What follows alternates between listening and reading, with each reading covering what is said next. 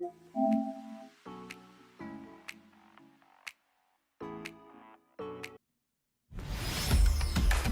what's going on, everybody? Welcome to the Blrd podcast.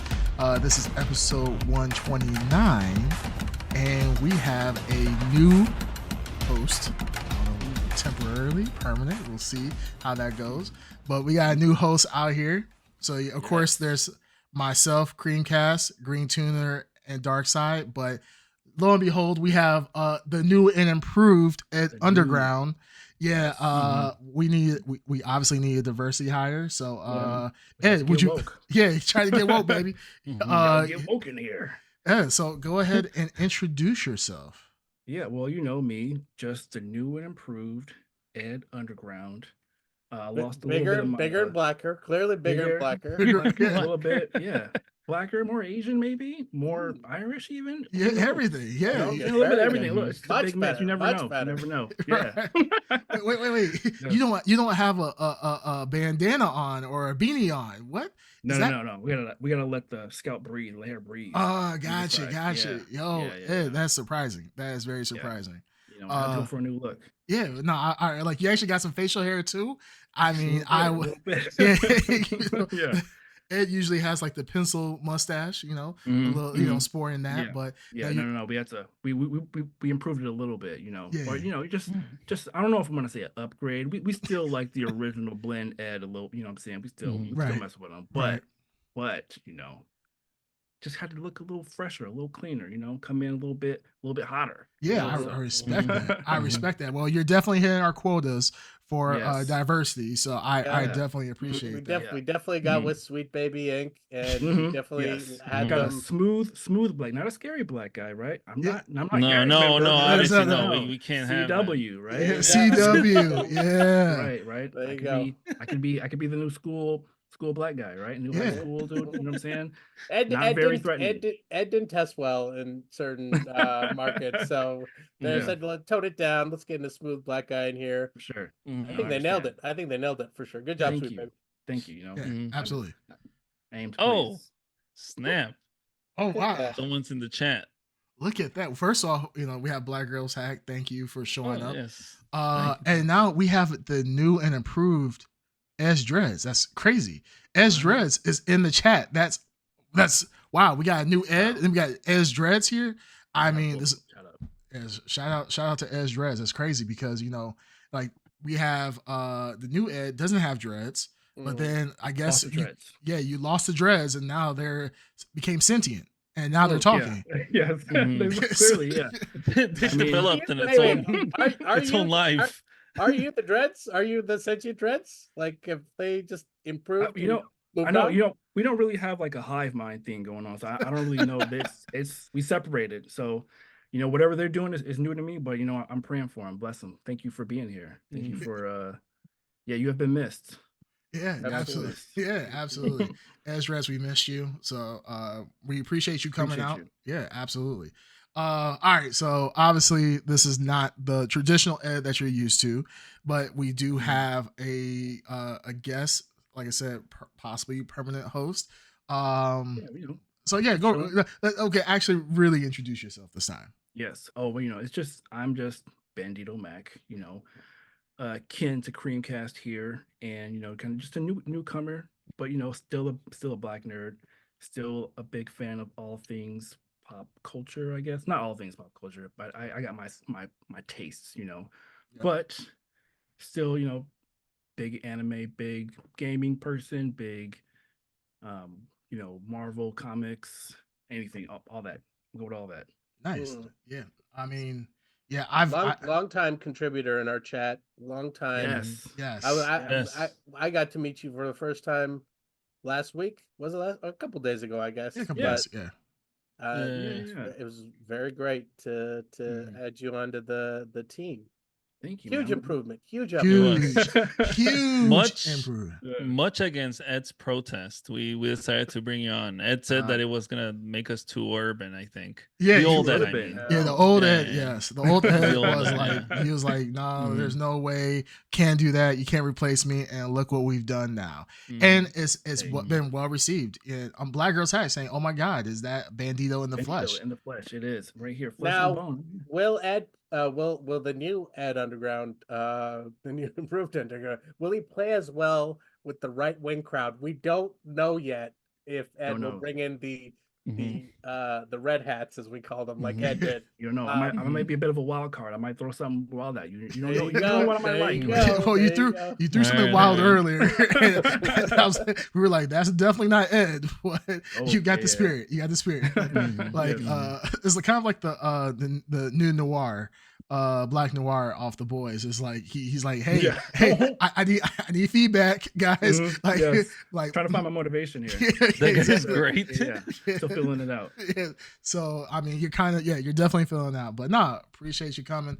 I mean, I've known this guy pretty much my whole life. So yeah, we've Yeah. always been big nerds from day one, from the jump. So yeah, like it's just another black nerd on here. So I definitely respect that for sure. All right, so outside of that, we're out with the old Ed and with the new. Actually, let me take these nameplates off because people might get confused. But yeah, let's go ahead and just start jumping into the news. So one of the biggest revelations that have come out in 2024. I still can't believe it happened. I'm surprised that people are so reckless on just the internet in general, right? There's something that's been kept secret for nearly 3 years now at this point. Everybody's been guessing, been wondering what the hell happened. And that is the Dr. Disrespect ban off Twitch. At the time, he was one of the biggest streamers out there. Like, everybody's trying to get that, 50K, 60K viewing, consistent viewing and so forth. I mean, first we had the ninjas back in the day. We had like the Soda Poppins and everybody else that was showing up. Dr. Disrespect, I don't know if he ever got that big consistently, but he was one of the top, I would say top 10, easily probably top 5 streamers, especially for FPS games out there. And then boom, next day he was banned. There's a website, I think it's called like Am I Banned or something, or Who Is Banned, on like Twitter and so forth. And to see Dr. Disrespect, like you'll see like the big names like the Amarants and so forth, the hot tub streams, people really pushing the limits with the black bar at one point, pretty much having nudity and all the other stuff, ASMR. You see them big streamers getting kicked off of Twitch during that time. But to see Dr. Disrespect when it first happened, like in 2011 or 2021, was crazy. Like Dr. Disrespect, like he can be kind of foul mouthed and talk shit, but to be actually like permanently banned was crazy at the time. And he went through a legal lawsuit. People were talking, like, oh shit, like, what the hell he do? He said he's not going to talk about it. He said he was going to sue Twitch, which he did. Apparently he won. They settled. Twitch paid him a fee. We could talk about why they did that in a little bit. But everything's been hush hush. Recently of his case, he went to YouTube, did YouTube gaming, became popular there, and kind of didn't get the full momentum back that he had in Twitch, obviously, but he got some resemblance of his former success. And all of a sudden, we got this dude who worked for Twitch come out of nowhere and just chose violence one day and decided to just spill the beans of why Dr. Disrespect got banned off of the platform. Former Twitch employee. Everybody's assuming that because he's no longer with Twitch, he is no longer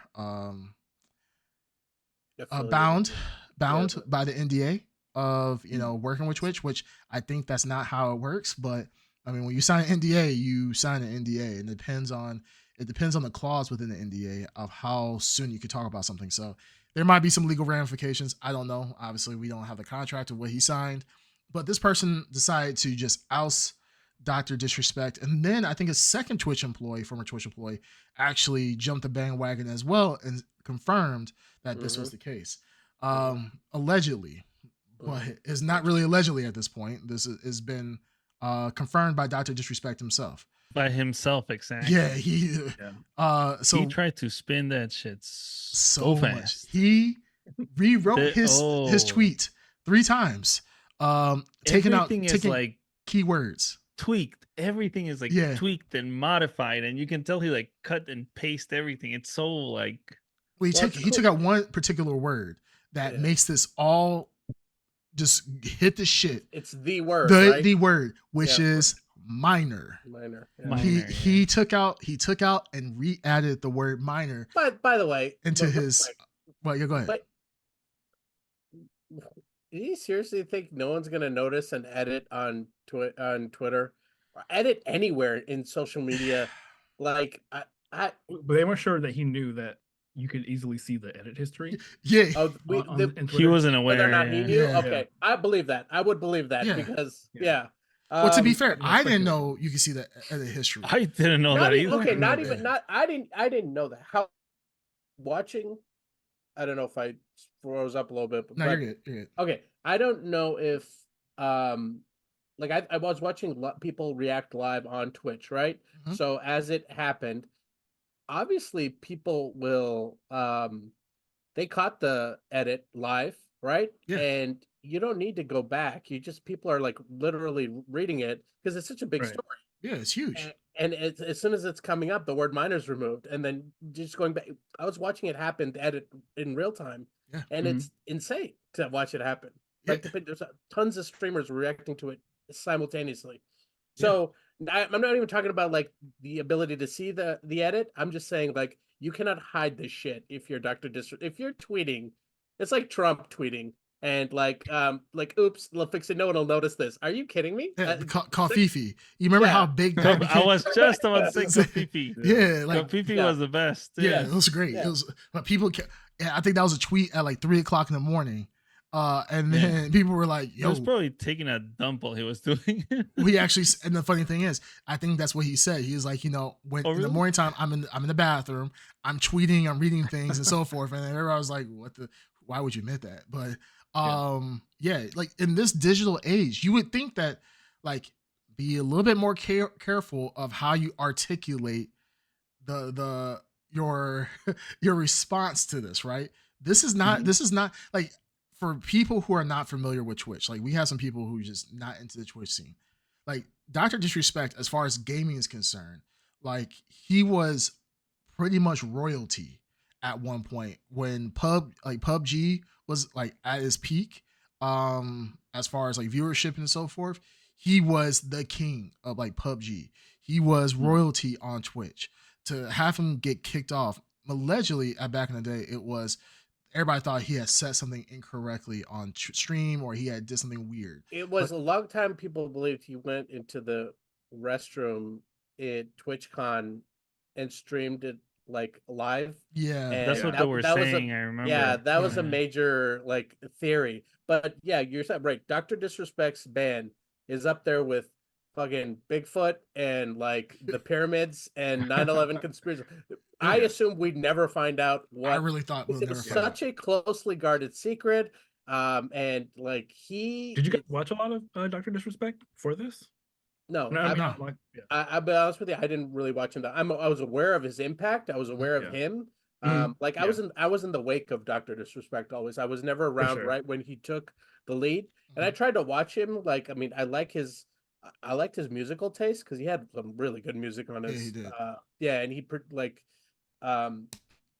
original music.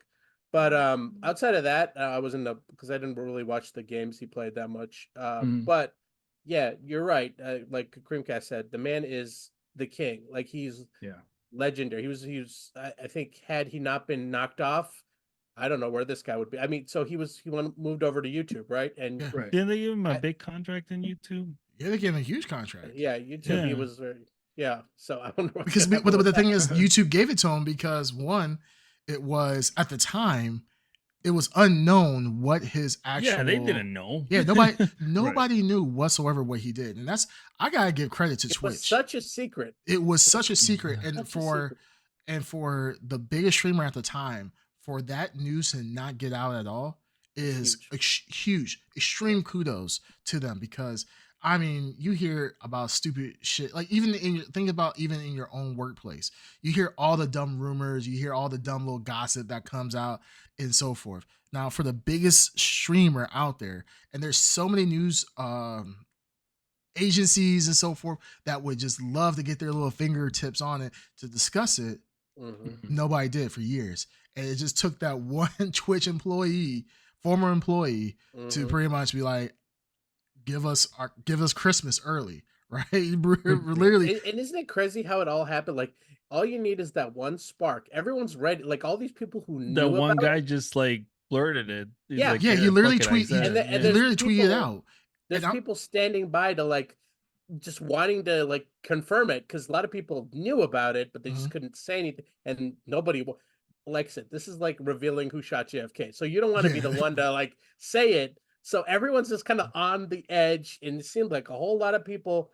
And from what I'm looking at, the story is not finished here with the doc here. yeah. As it unfolds, there might be more shit happening here, as you know, 'Cause- more 'cause the information text- comes up. The It's like text still have not been leaked floodgates. yet. Yeah, the texts haven't been linked. And everybody is asking, like, Mhm. just drop the text. Like, Say. yeah, because he's sitting here saying, "Oh, well, I didn't do anything. There was We no were just criminal." playing around. Yeah, Well, it was no. Like that with the minor. Well, he didn't say Right. playing around. He was saying he meant that Inappropriately- I think he Yeah, said yeah, inappropriate. He yeah. said they inappropriate. were He going. said, but The way he was trying leaning, to spin it was leaning. like, yeah, we were just kind of talking shit. We're just to each talking. other, We're you just know what I talking. mean? You know how you Yeah, talk. yeah, You know yeah. how you talk. You know, like it's just between the boys. You know, nothing serious. And it's just like it's just kind of like, how did he go from, you know, it was almost like somebody like at first before this all came out, right? I was on Twitter, because I don't call it X, Twitter.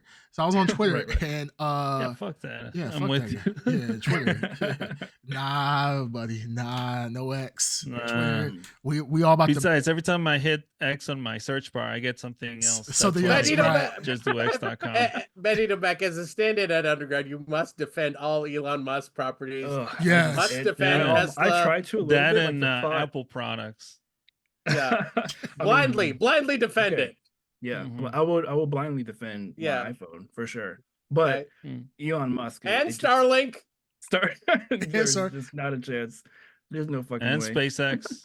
and SpaceX And yeah. the Cybertruck. Oh my god. All right. Yes, the Cybertruck Cybertruck. is amazing. Hey, I'm not gonna lie. All I think dingers. I'm gonna get a Tesla one of these days. So I can't talk either the Tesla or I'm gonna get the Mach-E. So Yeah. No, I think you probably find a better electric vehicle than a Tesla. Whoa! This is not Ed here. I mean, I'm like, sorry. It's just Yeah, At what's with this Underground. honesty? What's going What? what? Am I seeing Yeah. I things? don't know about this. I can't even pretend. I'm sorry. No, I can't go that far. I got Ed 5.0 has principles. All right. Oh shit! Oh, that's true. Yeah. Yeah, They have Damn. some upgrades. All We right? should have disabled that upgrade. Yeah. So Yeah, you gotta, you gotta turn this part off where Yeah, I we should have put cannot it just on to kowtow. charisma points. That's it. yeah. We had all these actual ability points and we put it into the wrong slot. I'm a little upset right now. Elon Musk, please. Ed's dress says, "I don't know if I like this new Ed." I'm like, yeah, we're up there with you now. Like we I'll thought never have to pay for gas again. You know. that's true. That's very true. It's true. Yeah, But no, like I mean, Dr. Disrespect when he first put out the statement, right? So like when this person, I'm assuming everybody's assuming it's a guy. I guess people know who this person is. This guy when he put it out there, I think his name was Chad something. yeah, it might, yeah, Chad, yeah. Yeah. So people, Is this Are the you Twitch employee? sons of bitches assuming gender based on a name? nope, we're not doing that. Yes, So allegedly. So the fact that like I remember this dropping, like I remember being on Twitter like that night, and I just saw like literally like on the top of my timeline popped up this thing. And I was just like, what the hell? Like I'm like, oh, it's just another Dr. Disrespect conspiracy theory. I'm not gonna care about it.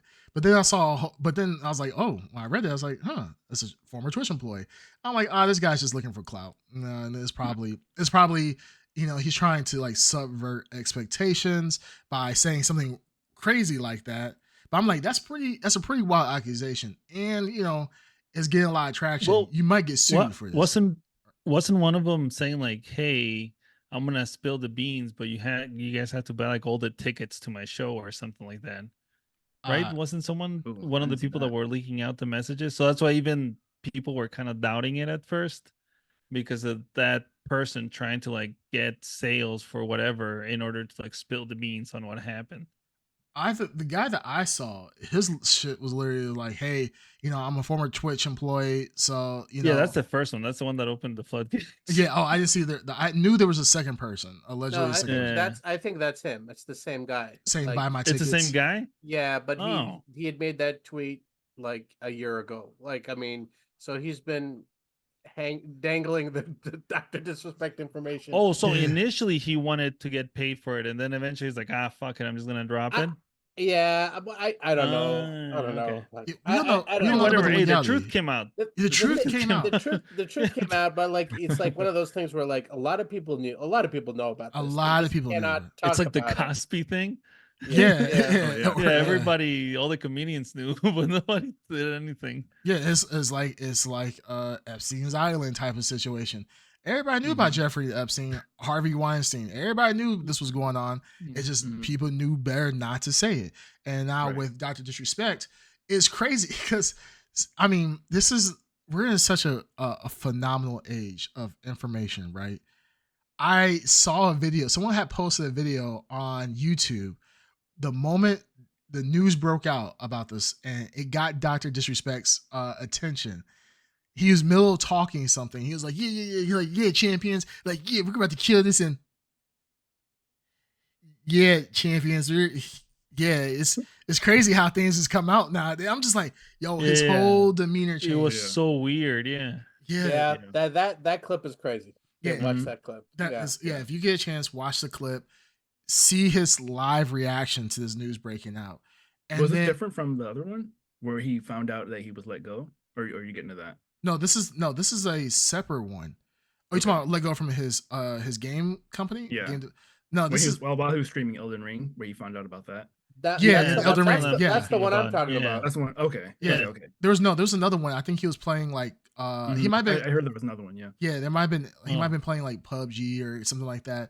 And that's when he found out like the news of this happening. And then this is before his game company. This is before his game company let him go. And like his whole demeanor changed. And like you see, like I kind of felt bad for the guy at first because I'm like, he's constantly everybody's trying to figure out what happened, right? Even though this is years old, people are still trying to figure out what happened. So I felt kind of bad for him at first. I was like, people are just trying to dig up some shit or just make his life horrible because I don't know if you guys remember Dr. Disrespect getting trolled years ago because he had cheated on his wife and people were making like knock knock jokes, like knock knock, who's there? Is like Doc coming in another woman. It's like like he got killed in Fortnite by somebody and their name was like Doctor cheats on his wife. Yeah, exactly. Exactly. So I'm like, I felt bad for the guy because it's like, okay, he made a mistake. He did his own thing. His private life is his private life. Not condoning cheating or anything of the sort, but I don't really care about his life behind the screen. What I see on the screen is what I see. So I felt bad for him because I'm like, oh, people are just giving this man more shit for whatever reason. And then boom. I mean, people are like literally confirming this. And I was like, okay, Dr. Disrespect, if he just stays quiet about it, he doesn't address it. He just says he doesn't say anything. Nobody knows for certain. Right. This dumb fuck decides to go and put out a statement. And then at first he put out an initial statement at first. His initial statement was like, yeah, I don't care. Yeah, fuck you guys. You guys talking shit. I don't care about you guys. I do what I want. And blah, blah, blah. I blah, blah. And like just talking. They can't shut me down or yeah, whatever. They can't keep me down. Yeah, they can't keep me down. That's why Twitch paid me. I didn't break no laws. I didn't do anything. So that was his initial statement. That's all he said. And in my mind, I'm like, okay, that's a little much, but sure, you're gonna take a Twitch employee with no actual verification. That person has no way to prove that that's what happened. Just keep your fucking mouth shut. But he decided to come up with this twit longer, pretty much talking about, yeah, guys, I saw it to a minor. Now I wasn't talking to a minor, and then it was kind of leaning to inappropriate, but it really wasn't. I didn't break no laws though. I'm like, and people were starting to defend Dr. Disrespect. I think yeah, they were like, yeah, like you fucking simps. Like you guys don't know what you're talking about. Fine defenders of, whoever it is. But the thing is that the problem is that he admits to talking to a minor. And it's he like admits the same nasty shit to a minor. Yeah, that's like he admits to it. And like, this is probably controversial what I'm saying. If somebody is like 19 doing this, or 19, 18 doing this, I'll be like, okay, depends on how young the minor is. Like if it's 18 talking to a 16-year-old, I'll be like, that's iffy. It's illegal by the law, but I can understand maybe lapse of judgment. You're being stupid. You're still in high school, whatever. Because there's 18-year-olds in high school. Maybe they met when one was a senior, the other one was a freshman. Yeah, something like that happened. I'm like, okay, I can understand. I can give that reason. I can, not saying that I can accept it, but I can understand it. Shit happens. But when you're like a 40-year-old man talking to somebody, if you're talking to somebody under the age of 20, and you're 18, that's like, dude, like you could talk to somebody if you're 35 talking to somebody who's 18, but you better make damn sure that motherfucker's 18, because if they not, that's your ass. So that's the thing, is like I was watching some other videos of people reacting to it. It's just like, dude, just keep, like, if you're gonna talk to somebody, don't talk to anybody who's under the age of 21. Like, just to be on the safe side, because people can lie. You have people on these websites that, oh, you're supposed to be 18 to be on those websites, or 16. They're 12 and 10. Like, there should be a clear delineation. Once you reach a certain age, there's no going back. Like, you don't ever go back there. So it's just like a lot of and I agree. And there's a lot of there's so many things that are against him here, right? Where it's like you have that. I mean, plus he's also married with children. Right? So it's like, what? And he says, there were some intentions, but they didn't mean anything. And it's like, right. Yeah. And another thing that people will bring up is he doesn't say, I didn't know that this person was underage. Right? I was misled or anything like that. He just says that, yes, it happened. It maybe wasn't that as bad as you might think it is, whatever that could even fucking mean. Right. And then, I'm really not like that, but you did it. So make it make sense. Right. Like, I don't know where he goes from there. And I don't see how people can still defend that. Like, how could you still try and vouch for him and say something like super gross as, well, what if she was almost 18? It's like, what? What? Are you just waiting for this arbitrary number, for the clock to strike zero? Well, now it's time. It's getting good. Like, do you not see how fucking gross that is? It's weird. It's like I said, if it's legal, sure, do it if you want to. But I feel like as someone his age, there should be no, like, I think he's in his late 30s or 40s. Is like, he should now. Yeah, and at the time of the incident, he was around like 35 or 35. And it's like, I can understand, like I said, if it's like an 18, 19-year-old, I can kind of understand that within reason. Like I said, if a 19-year-old talking to a 17-year-old, need to know the circumstances. But I can at least wrap my head around that. But like, once I think by the time I turn like 23, I'm like, I ain't talking to nobody younger than me. And so I'm just like, it's no point. It's like, why? There's no need for me to talk to someone that young. And the thing is, like, once again, like, the most criminal thing about this whole situation is, why the hell is he talking to somebody on Twitch Whispers? Like the fuck? Like that's the weirdest. That's the weirdest shit ever. Like I don't know how anybody can like comprehend any of this. Like you're talking to somebody who's you're in your 30s, talking to somebody who is pubescent at least. I hope. We haven't heard ages yet. But this person's obviously under the consenting age. So I'll assume they're 16 or younger. So you have this 35-year-old man talking to this 16-year-old, having all this conversation, but then has the most criminal thing is talking over Twitch Whispers, which I'm like, I ain't never had a long-term conversation with any person over Twitch Whispers, and I'm talking to other adults, and I'm like, let's text me. I'm like, what the fuck? Why you whispering me? Just text me. Most people, I Twitch whispered in the past have been people I had their personal numbers, so they'll just hit me on like just trying to quickly get my attention on the stream or something. But other than that, like, why the fuck is this man whispering people on Twitch? Like, I feel like Dr. Disrespect is completely delusional. Right now, what do you guys think? He's on vacation with his family. He's like, I'm taking an extended vacation. And when I come back, I'm coming back bigger and stronger. Like, dude, bigger and stronger. Yeah, oh, Lord. like the fuck, like, dude, are you kind of tone deaf? Honestly, I mean, he still might, but like, various sponsors are one by one stepping away from him as the situation gets worse and worse, and like it seems like I said, a floodgate. There might be, there might be more stuff coming out. I find it hard to believe.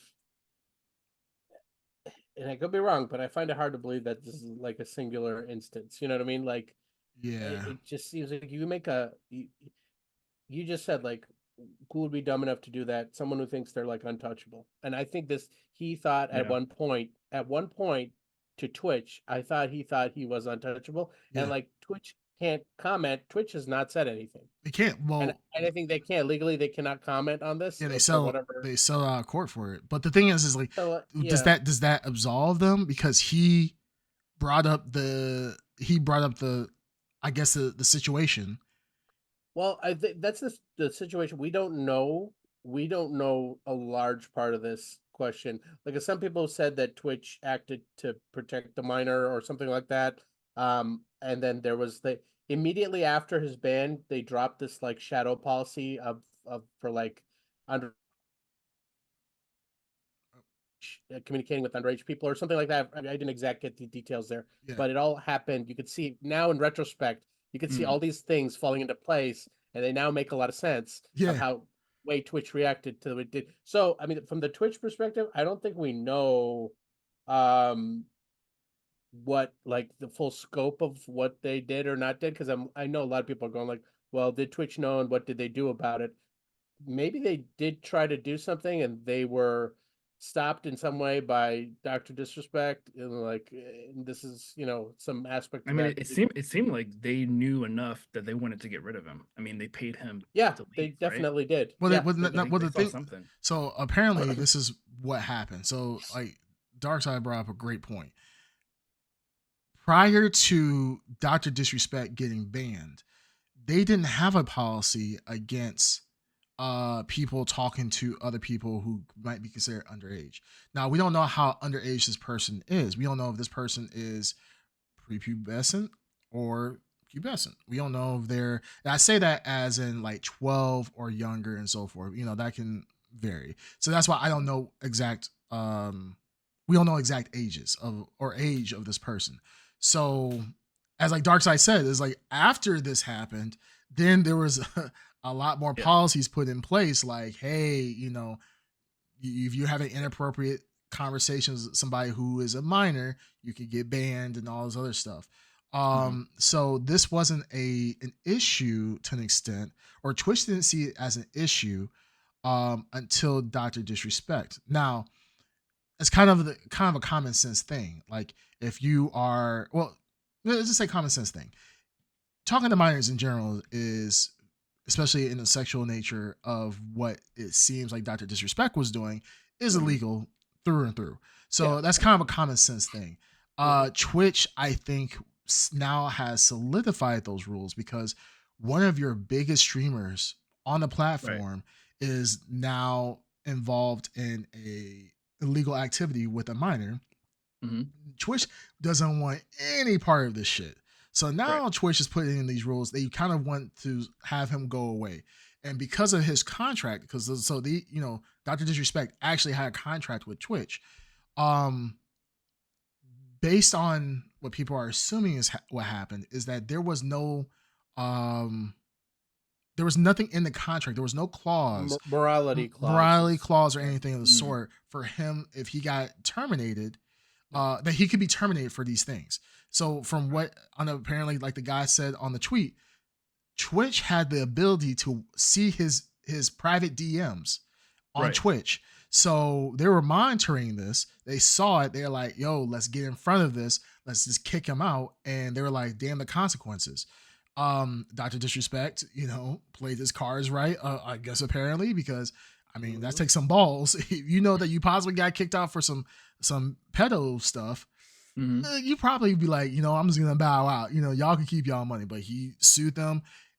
The case has been relatively sealed. I mean, they settled. Twitch paid out the money because it was not part of the clause, and because there was no criminal activity. Now I'm assuming Twitch didn't want to put it to the, give it to the criminal, give it to a police or whatever, because of the fact, law enforcement, because it probably bring bad light on them. Which even though this is still not blowing back on them right now, so people are really not like, oh, Twitch, you guys are shitty. No one's really saying that. Everybody's just really jumping on him. So I believe that's like the how the story went so far. So yeah, Dr. Disrespect, he kind of shot himself in the foot. I don't understand why. I mean, I understand he wanted to get ahead of it just so that he needed to comment on it. He needed to comment on it because people were like, why isn't he saying anything to defend himself? And the thing he said to defend himself made it even more ambiguous that he might have done something, because he tiptoed in the wrong possible verbiage, and like he left so many holes. Like his statement was so ripe with so many like ambiguous things that were like, okay, he's still not outright denying anything. He's just acknowledging that I have to acknowledge something. But the thing is, his initial statement was, hey, it was no criminal activity. I didn't do anything wrong, which sounds like I'm a huge TCAT person. To Catch a Predator back in the day, I watched every episode 10 times over. I love that. I love that series when it was airing. They literally have the same excuse. He's like, I didn't do anything. I wasn't going to do anything. But yeah, we're just talking. Yeah, but he had made plans to meet this person at TwitchCon. So it's like, first off, like, what fucking kid has the ability to go to TwitchCon, first off? But we know a lot of kids do. But second of all, it's like, dude, like, why would you be making plans to meet this person? And his first statement was, there was no criminal activity. I didn't do nothing wrong, blah, blah, blah. I got my money. We sell out. Twitch paid me my money. And he should have just shut his damn mouth. I'm glad he didn't, because now we know, like, constantly the shit this man is doing.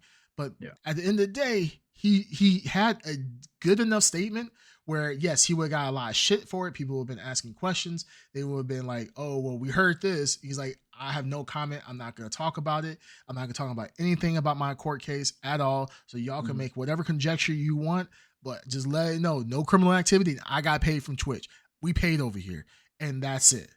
But this motherfucker decided to keep talking. So like he shot himself in the foot. And I'm all here for it. But, like a lot of the policies that have been updated was because of Dr. Disrespect, and now things are making sense from all of this. So I'm just like, the fuck? Like, it's crazy. Like, it's crazy. Yeah. We've been sitting on this for 3 years now. And we finally got it from some brave soul who quit Twitch. Maybe got fired. We don't know. But I hope his stand-up career does well. I hope people show up for the shows. Because this is gonna get kind of messy. So we got some comments. Black Girls Hack says new ed is reasonable and rational. I'm sorry. Yeah, do better. Yeah, I'm gonna get more wild. Yeah, you gotta work on it a little bit. Black Girls Hack says, you make it sound like that pokey function back in the day. The poke function? The poke function. I remember this. Like in Facebook? Yeah, there was a poke button. Oh, the poke. Yeah. Oh, I'm thinking Pokemon you or could something. poke somebody. Yeah. Yeah. Okay. Yeah.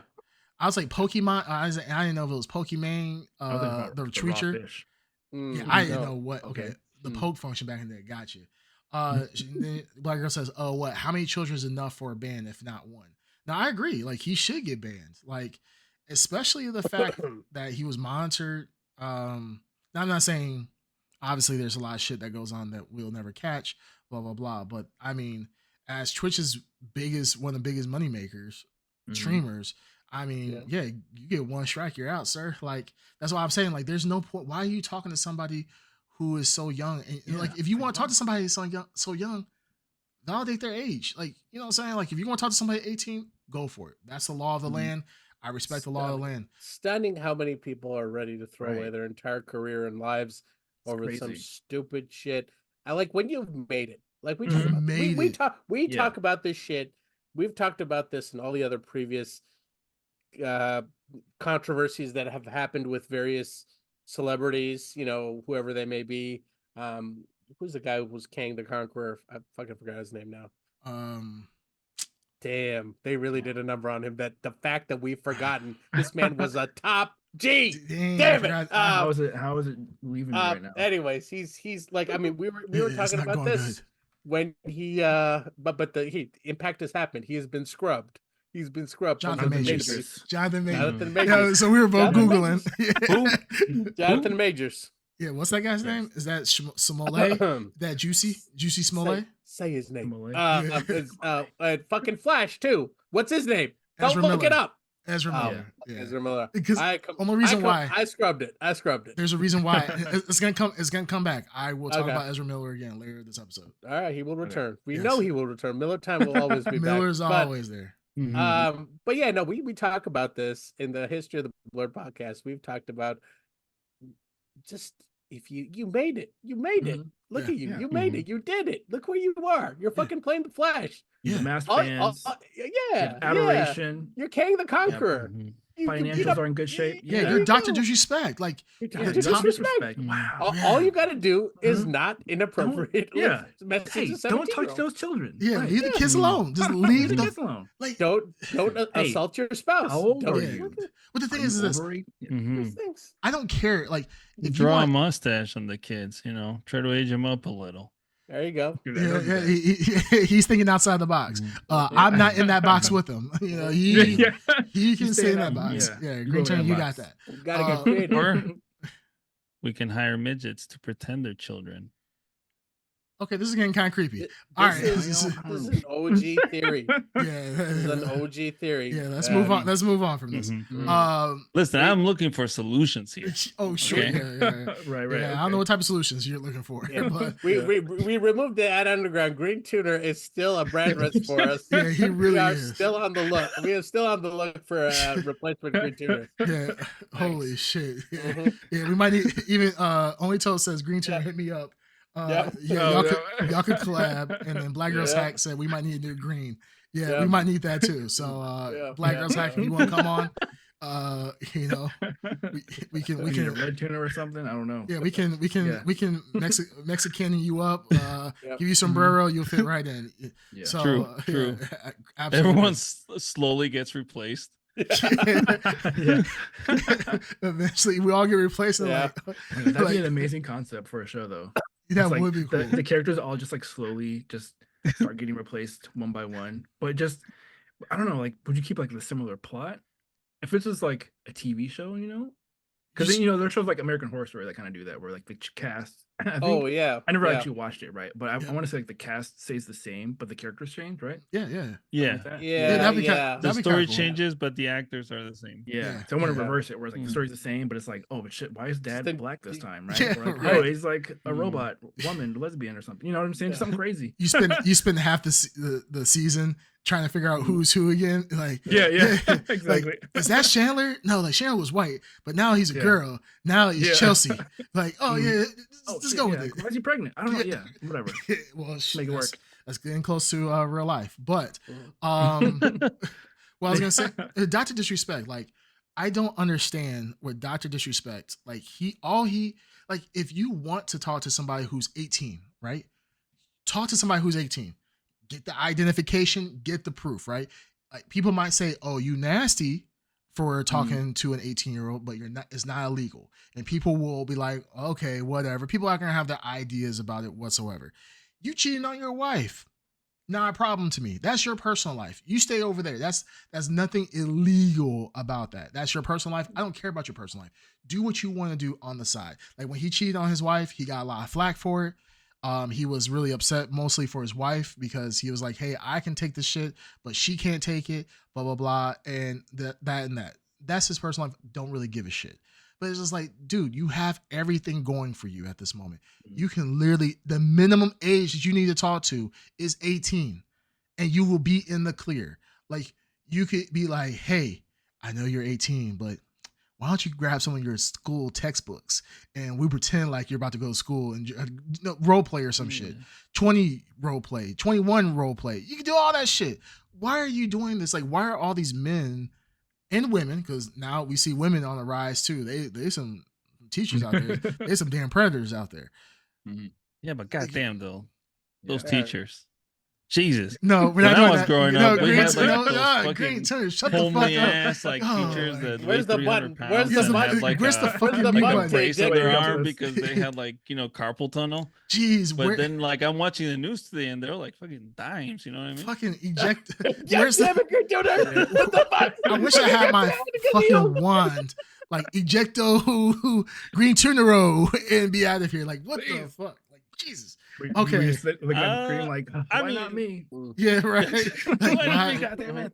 Yeah. No. He's just you know what? No, man. It's a sickness. I think it's a compulsion that they can't help.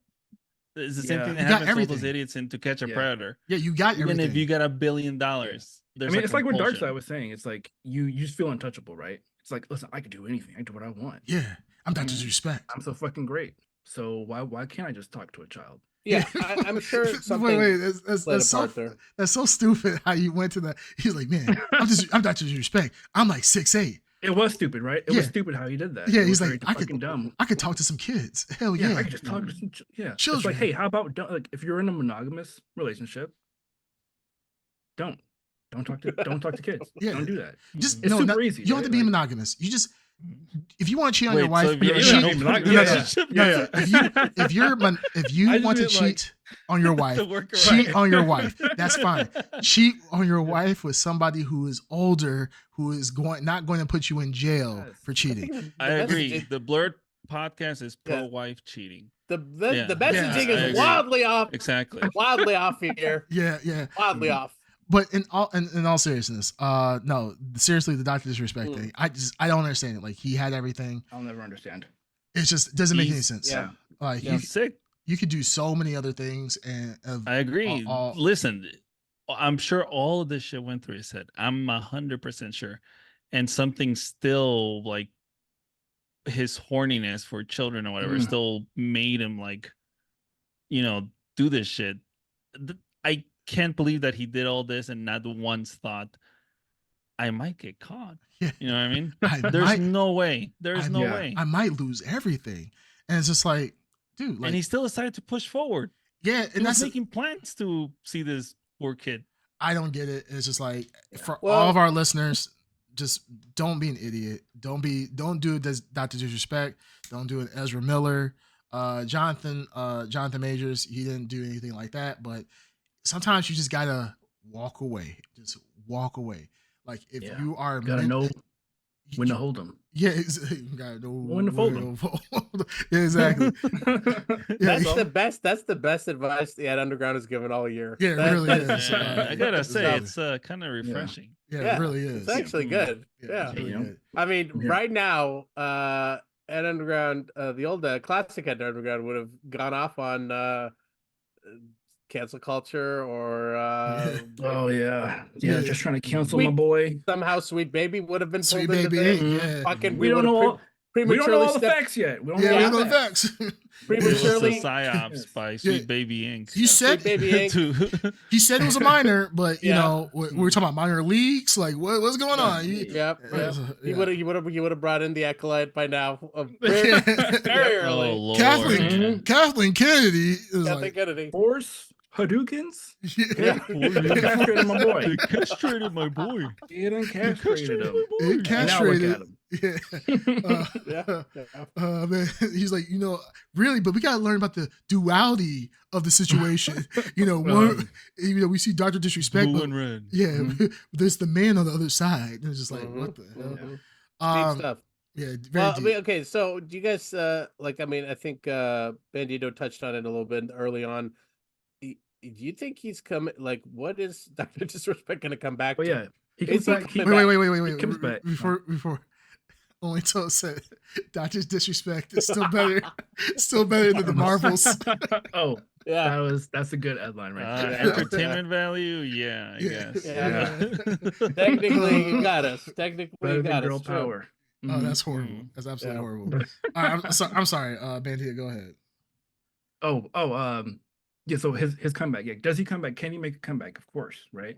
He's. For look at the sure. people defending him right now. You still have the dregs, who are his most loyal fans. Like they're gonna bend over backwards to do whatever they can to make sure that their boy comes home to, thunderous applause. Can he come back to YouTube? I mean, did they ban him? I don't know if YouTube is. I don't know. Like, he hasn't been banned. YouTube would be.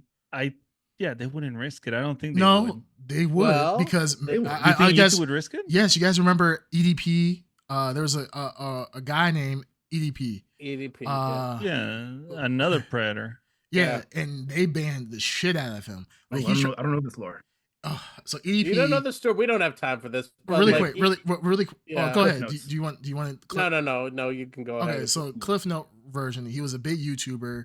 Did a lot of commentary. He talked about like wrestling, I believe sports. Just like he's like an Eagles fan and talk about all that type of stuff. He talked about a lot of things: video games, movies, sports, whatever. Really big, fat black guy. But he was popular because a lot of people were hate watching him. Cupcake enthusiast. Yeah, Cupcake. Yeah, he's huge. He's a big boy. But I think a lot of people were hate watching him. But he was kind of funny at times. I'll give him that. He was entertaining. He got caught in a amateur sting. Trying to meet a young girl for sex. I think the girl was like 12. And really she was disgustingly young. Yeah. It's like, there's no like, oh, she's like about to be 18 in 2 days. I start talking to her and you're like, okay, like whatever. No, this was like absolute pedo shit. And wasn't he sent there like shit pictures too?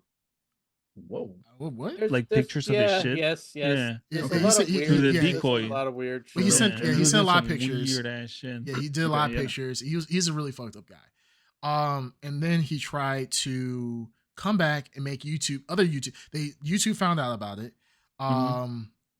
They could not press charges against him, I believe, because it was an amateur sting that they did on him. Yeah. So the cops were like, hey, we and a lot of cops don't do anything about it. They're like, hey, we can't do anything with this because this is not admissible. Yeah, it's not admissible. Like, this is not a proper sting, so we can't do anything with it. So they just outed him out on YouTube. The YouTube channel, I think that outed him on the sting. I think they got banned, but I don't think they got permanently banned. I think they're still around. But EDP got permanently banned. He lost his channels. He tried to create new channels. He lost those. He tried to, then he was like, hey, I need to make a living for myself. I'm going to be an Uber driver.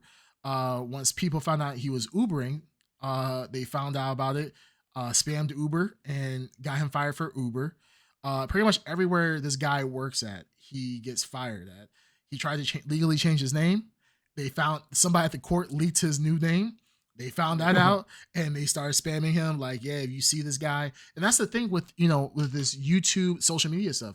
The bigger you get and you do stupid shit like that, your life is ruined, especially when you get to that level, and so forth. Yeah. So it's just certain people. I think it's certain individuals. I think Dr. Disrespect, I feel like, is one of them. And like the controversies that say like Logan Paul and them, like the Paul brothers had back in the day, and how popular they still maintained. Yeah. There were a couple other examples I think that some people had. I want to say on some Reddit thread I was reading about this Dr. Disrespect issue, where I think they named someone Giant Waffle, who had a very similar, like, really creepy pedo case, and after it kind of blew over, he's still streaming right now, Yeah. to this day, right? And no one, I think they say like if you bring it up, it will get banned in the chat or something like It's that. not banned, But yeah. you know, he still has like a lot of fans out there, and I think Dr. Disrespect definitely gonna have his kids who probably just don't give a shit about whatever is going on, and will defend him until they're fucking. Well, the funny dying thing day. about EDP is that he keeps coming back on new platforms. Whenever there's like a social, He keeps plat- changing the names he around. keeps coming back, What and the people fuck? keep like snuffing him out. Like they, Yeah. as soon as this is EDP, somebody brings it to light, and you get snuffed out in that platform, and that platform, and that platform, and it's just crazy. He's just moving, and there are people who will go there like once they realize it's EDP. So I mean, I guess with Doc, um, I mean, I'm curious to see how much more will come out on this situation, because it feels Yeah. like we're scratching the top of this, and it feels like there's way more to it. But yeah, once you do this, like, I mean, it's indefensible, right? So I'm very curious to see what his situation is when obviously he's going to come back because he needs to make a living, right? Once you have a lifestyle of a streamer, a successful streamer, are you gonna go to a 9 to 5? Like, I mean, like EDP, that's not gonna happen. You know what I mean? No, he's not, and the thing is, he stands out. He's like, dude's like freaking 6'8". He's still Dr. D. Yeah, he's 6'8". He's like 6'8", 6'10". He's a huge guy. Yep. And I mean, he's made a ton of money. Apparently, he's well off, so he doesn't need he's to. fine. Yeah, he doesn't need to work. He doesn't need to, but he can just sink into the background and stream PUBG till the end of like his days. Yeah. Even now. Yeah. Me personally, I think he's gonna make a comeback. Not a comeback as in he's going to be back to being the top streamer again. I think he is still going to stream. He might stream to, I think initially he's going to stream to a lot of people, because a lot of people are going to be hate watching to see what he's going to say. If he's going to, people are just going to watch just to see the drama.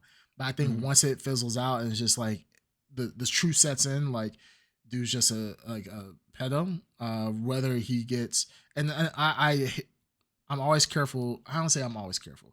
I try to be careful of the word because it does have a meaning. There's like pedophilia, and then there is sexual interaction. Pedophilia is, I think, for people who are prepubescent versus somebody who isn't. It's like sexual incorrect sexual contact with a minor and so forth. Because words have meaning. So, but in either case, like, I think he's done. I don't think now that it's came out, he's admitted to it. He has. I think that pretty much what they should do. I want to see the text. I kind of want to see the text at this point to see the extent of it. But in reality, we don't need to see that. We know what the truth is. So just like, hey, if he wants to stay on the internet, there's other streamers that I know of who have got caught up with dealing with underage girls, and they are still streaming to this day. They're streaming to a lot less numbers, of course, but they're still streaming and they're still making ends meet. So, I mean, that's why you have Kick. Kick is the platform that exists for certain people to fall back into. Yeah, like, Kick and Rumble.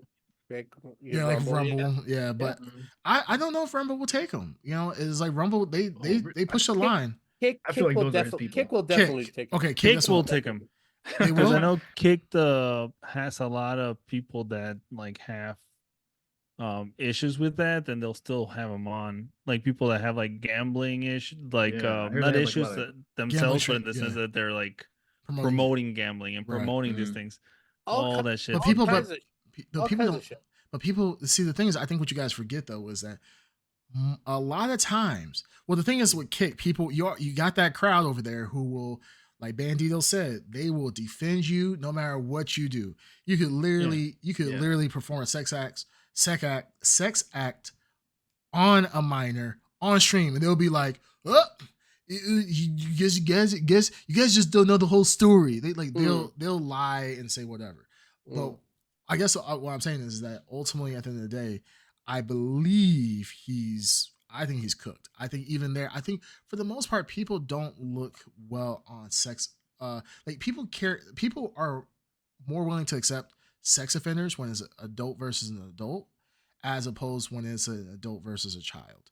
So I think we're underestimating how much people hate that type of stuff, and I don't think Dr. Disrespect will ever get to the level that he was before. No, absolutely don't Oh no! Nowhere He will close. Well, never I'm saying get back to I that think he'll have level. an audience. I'm talking about, but I'm he talking will about even always now. have an audience. He'll have an Yeah. audience, and I don't think we can stop that Yeah. per se. But I don't think he, even with his current rating with his YouTube, I don't think he even will reach that peak.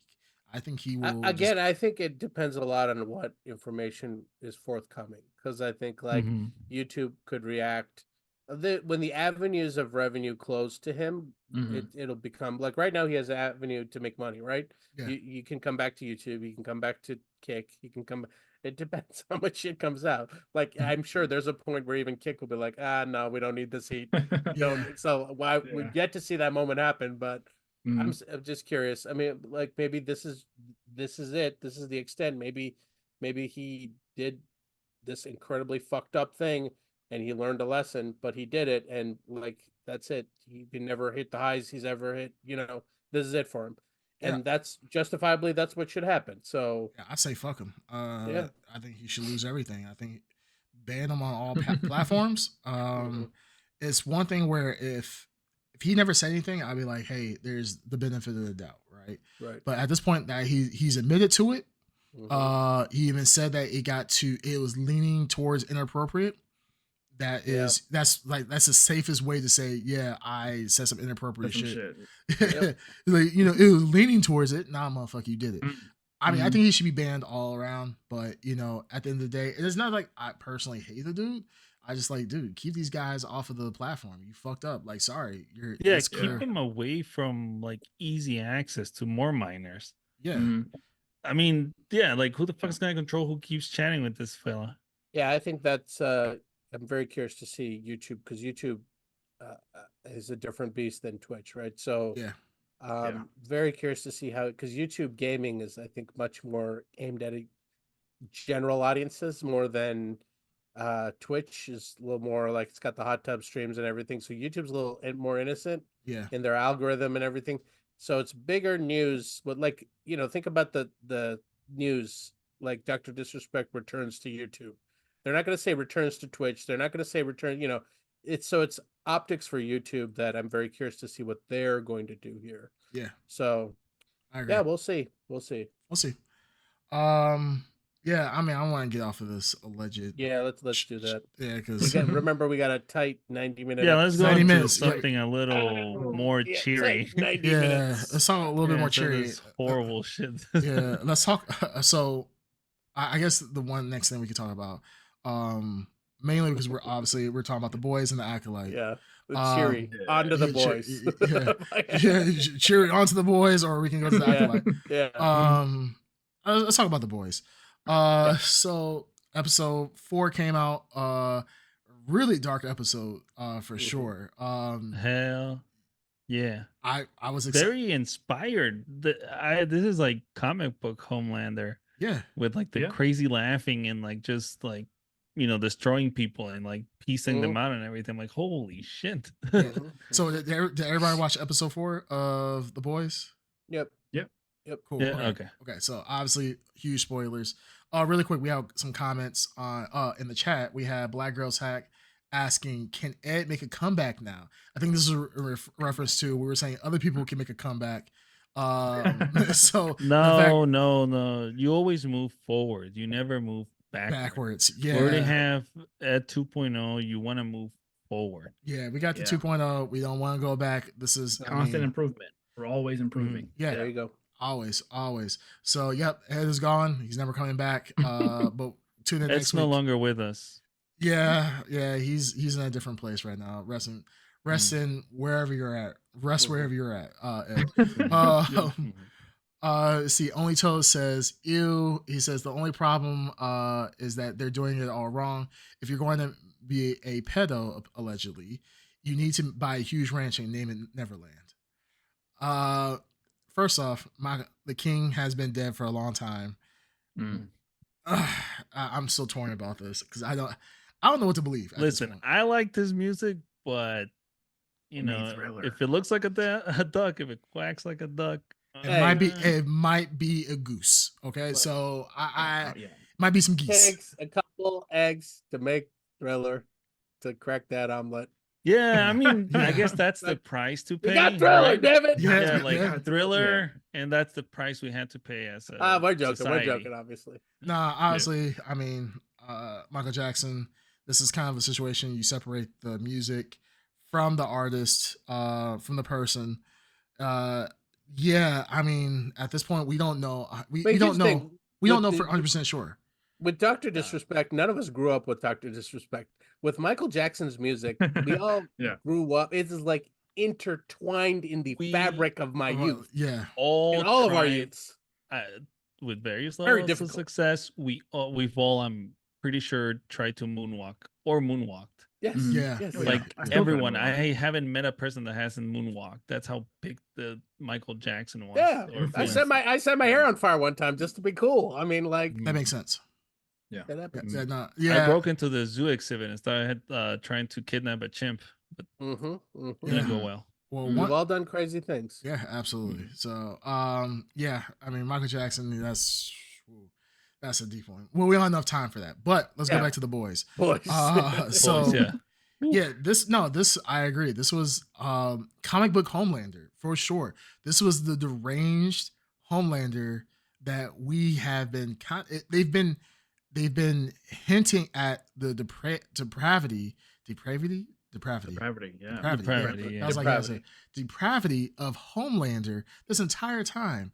But this episode was, that took the cake. I mean, because we've never seen Homelander actually we've seen it one other time where he's killed en masse.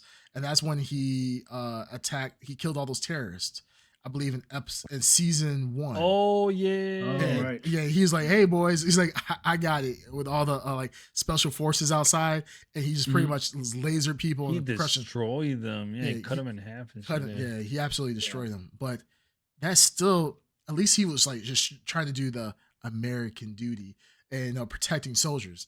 This one was literally for his own psyche, and still, it's him now just becoming just his more unhinged self, right? Because at this point he's trying to get rid of what makes him human, right? Because they kind of talked about how I want to say the woman, I forget her name, who comes in when he's down there. I forgot who she was. Yeah, I want to say her name was Barbara. Was she in the old episodes? Brenda or something? Yeah, Barbara. Was she in the old episodes, or was she just introduced? I don't remember. I don't think so. I think she just they established her as somebody who was probably ran the show down there. So But yeah, she kind of establishes how they set up that psychological process where they wanted him to feel needed, and he had that desire to feel loved, right? He needed people's approval, and so now he's kind of trying to shed that piece of him so he can just kind of go be okay with going fully nuclear. Well, he's nuclear. Yeah, you mentioned it correctly. Like the last couple episodes, he's been talking, especially when he talks to his son. He talks about how they're gods and how they're not human, and they're that much different. So you're right. This is well, he calls humans toys. Yes. Yeah. So but he's also trying to he's trying to straddle kind of both lines, right? Because he recruited Sister Sage in order to give himself a better public image, or kind of help navigate how can I stay in this process of that political thing with him versus Starlight, and also stay loved by everyone. And she's helping him, but he's like, it's not the way that he wants it, right? Or I guess it's not fast enough or something, or he's not getting the attention that he's still craving, or the adoration and all that. And because he still can't stand that even she's smarter than him, right? And he still won't let that go. So now it's I was interested at first to see how he would kind of keep her along, but now it's is he already mad at her and about to is he gonna kill her? Because at first I was thinking there's no way he would get rid of her, but now I'm not sure, because it's he might kill her. Yeah. He's such a psycho. Yeah. I mean, it definitely leans that way for sure, right? I'm curious. I'm wondering how, because she is the smartest person. So does she see this coming, right? Do you think she's thinking steps ahead? I feel like she might have something. Not to get too ahead, but I think she probably has things in place to protect her. Yes. Yeah. I think we're definitely heading towards her and Homelander having some kind of conflict, because they got to clear power struggle or something. Yeah. So there'll be some interesting. She's maybe tricking him, and then also helping Mother Milk's team at the same time in some way, or like also they have the same agenda and maybe in trying to get rid of Homelander in some way. Yeah, we'll see. But the Homelander stuff was, it's him just you said it right. He's shedding more and more of the things that I guess like his anything holding him back, right? Anything like that is potentially like traumatic, and he's like he's clearing his own slate, right? And it's cool to see that, like, we're building up to an end game with him, right? We're building up to that, all of his like inhibitions, whatever they may be at this point, or his fears or reservations or whatever they are, he's slowly shedding them. And I'm very curious to see where else they'll go, because like this was the ultimate like completely cleaned house with his childhood traumas, right? So which is cool to hear. It was cool to hear his childhood traumas, right? From that perspective, from his perspective, it was really cool to hear his childhood traumas. And then the we'll get to all the, like, I assume we'll talk about all the various things he does, but the guy he makes the guy jack off. Man, really? Oh, man. What a thing, man. What a thing. That was crazy. Yeah. I mean, I like the fact that with this episode, it really wasn't. I mean, this just reinforced the fact that Homelander, all the things that were done to him was psychological, right? Like she's like the director lady that was under the other guy that Homelander visited like in season 2. This she says like, hey, you could have flew out here at any point in time. There was nothing we could do to stop you, but because you wanted to be loved so bad, you were willing to go through all of the testing and everything that we did for you. And it was crazy because it's like Homelander didn't get hurt. Like he said like with the when he was in the oven room, he was like, it was hot and it hurt, but the real fact that really hurt him was the fact that the other guy like pretty much put him in there. Yeah, like, just kind of ignored him and like just let him suffer. Do that. Just let him suffer. So it was like, the pain wasn't the problem. It was the fact that he did that. And the other guy, he was like, the guy that he made jack off, he was like, hey, you were actually friendly to me, and you made fun of me that one time, and you kind of embarrassed me because of the fact that, you caught me jacking off when I was a kid. And I was like, in my mind, this is not, he didn't physically do anything to Homelander. He couldn't hurt Homelander. But the fact that he psychologically damaged him, and now Homelander has all these like memories in his head of people like laughing at me, this, that, and the other, giving me a nickname because, when they called me jacking it, they called me squirt and all this other stuff. And he's willing to go through all this retribution for it. And kind of like you said, clean the slate, get this off of his psyche and be able to just get it done. So now he can be the true Homelander that he wants to be. And that's the funny thing. He's been like this all 4 seasons, the previous 3 seasons. He's always trying to be the real Homelander. He wants to be the carefree Homelander that can just do whatever he wants. Now he's finally there. Or he's finally getting there. He's getting there. We don't know because he hasn't done it on a large scale yet. Right. And it seems like he's still getting that validation from the political stuff he does. Yeah. So we don't know yet, but he's getting there. Because even he told him, remember, he didn't want to be referred by his human name. Yeah. He just wanted to be referred as Homelander. Homelander. And that's like the scariest part, right? It's just him now having no sense of boundaries, no sense of morals. In no sense of like needing to keep it in order to get this validation from all these outside people. It's like, oh shit, like, is he, without that, how do you hurt someone who is invulnerable like that, right? Because the only other way was psychologically, right? Like they were saying, he could have left anytime he wanted to. So in order to keep him, they had to psychologically keep him there. Yeah. So now he will be unleashed. Yeah, now he's unleashed. And yeah. I mean, that final scene of where Homelander, in the Homelander saga, the final scene of him like going like on the elevator, and you go into the scary room, as he calls it, goes into the scary room, and then I mean, I paused it just to see like the full extent. I mean, he ripped those people apart. Like, I mean, and you understand these people, like some of these people probably weren't even there when he was doing when they were doing the experiments on him. These are 9 times out of 10, these are new staff outside of like most of those seem like new staff because he said he didn't really recognize them. You know what I was wondering? What are they working on? Like I thought that room was built for Homelander, question. Right? It's a very like Homelander specific design facility, or that floor, at least that room area. Why because it fits the story. Well, yeah, it's a story. But you guys haven't watched Gen V yet. So Gen V, explains it. They kind of explain that there are other facilities out there where they're making these super soldiers or these superheroes. So you think there was another baby in the oven somewhere in that room? Like, because all these people are obviously they're Fudgy the Whales around some work they're doing. You know what I mean? So, like, they're working on something. I would not be surprised if it was another Homelander-ish. If you watch Gen V, I mean, huge spoiler alert since we're talking about it now. There is a super soup there that can. He's extremely powerful, like completely bulletproof. His mind is so warped and like from the testing that they did on him, and he's extremely powerful. Like he makes soups seem weak. And I mean, he can literally just rip soups apart. So soups that have super powers, like they are super strong skin, all this other stuff. He can rip them apart. And there's special grade. Yeah, he's special grade. Yeah, Jujutsu Kaisen. But yeah, he's like it's funny because like they show the brutality of this guy in Gen V, and he's in a room similar to Homelander's. But he's not the only one in this room, in this facility. There's other soups in there as well.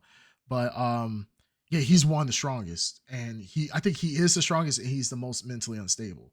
So yeah, all around America, I'm pretty sure Vought is building super soups to, I don't know for what end.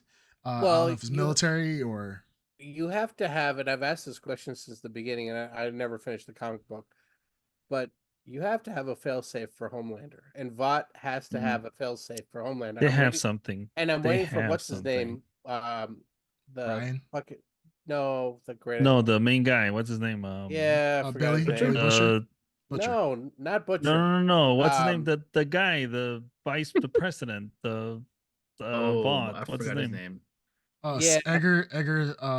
No, not Eggers, but we know the guy from Breaking Bad, and I forgot his name. Yeah, from Breaking Bad.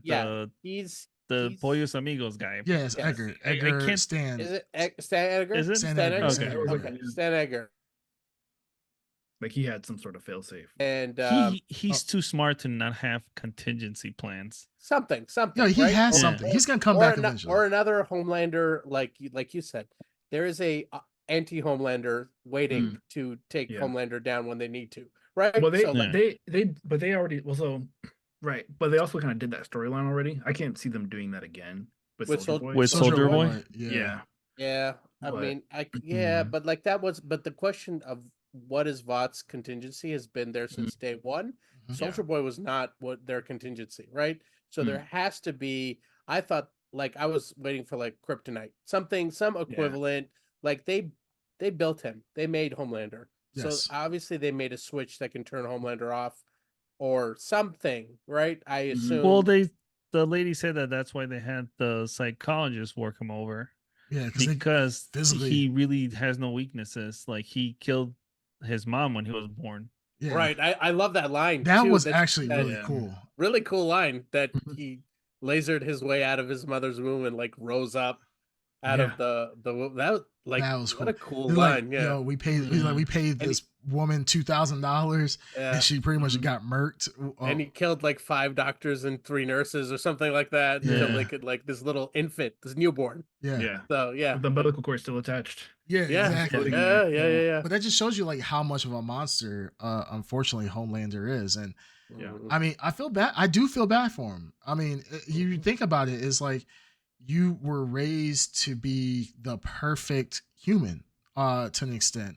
But the thing is that you're being controlled by people. Ultimately, I could see why he thinks this, why humans are lesser than him. He's outside him being an idiot and not knowing how to win the hearts of the people. I mean, he is superior in every single way outside of, intellect. So it's just like, I can get like why he's so traumatized, but I mean, you look at somebody like Ryan, right? Ryan is the first, as far as we know, first pure a natural born human. born. Yeah.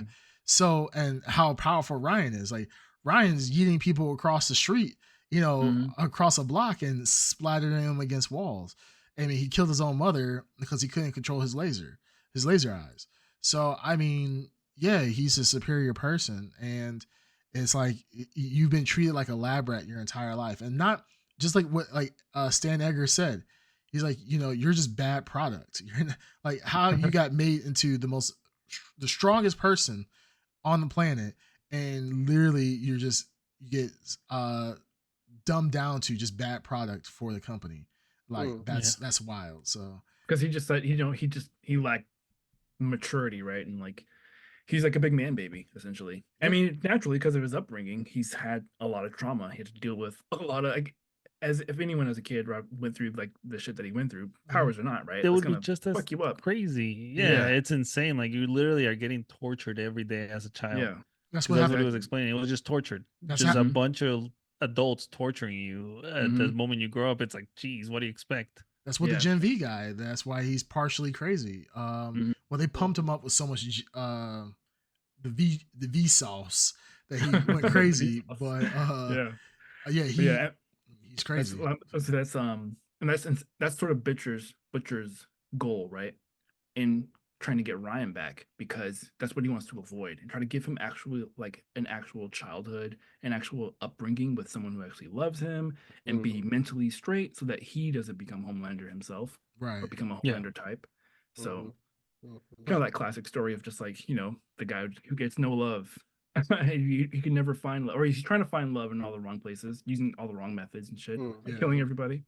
Right? Yeah, so, I mean, we hit another situation again. I think it was this episode, right?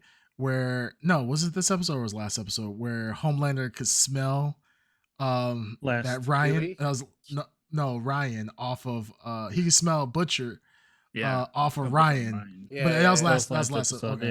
And I was like, I know we had talked about when he could smell Huey's sweat. Yeah. And I was like, that was hilarious. That was fucking awesome. Talking about, so moving from Homelander and going absolutely berserk.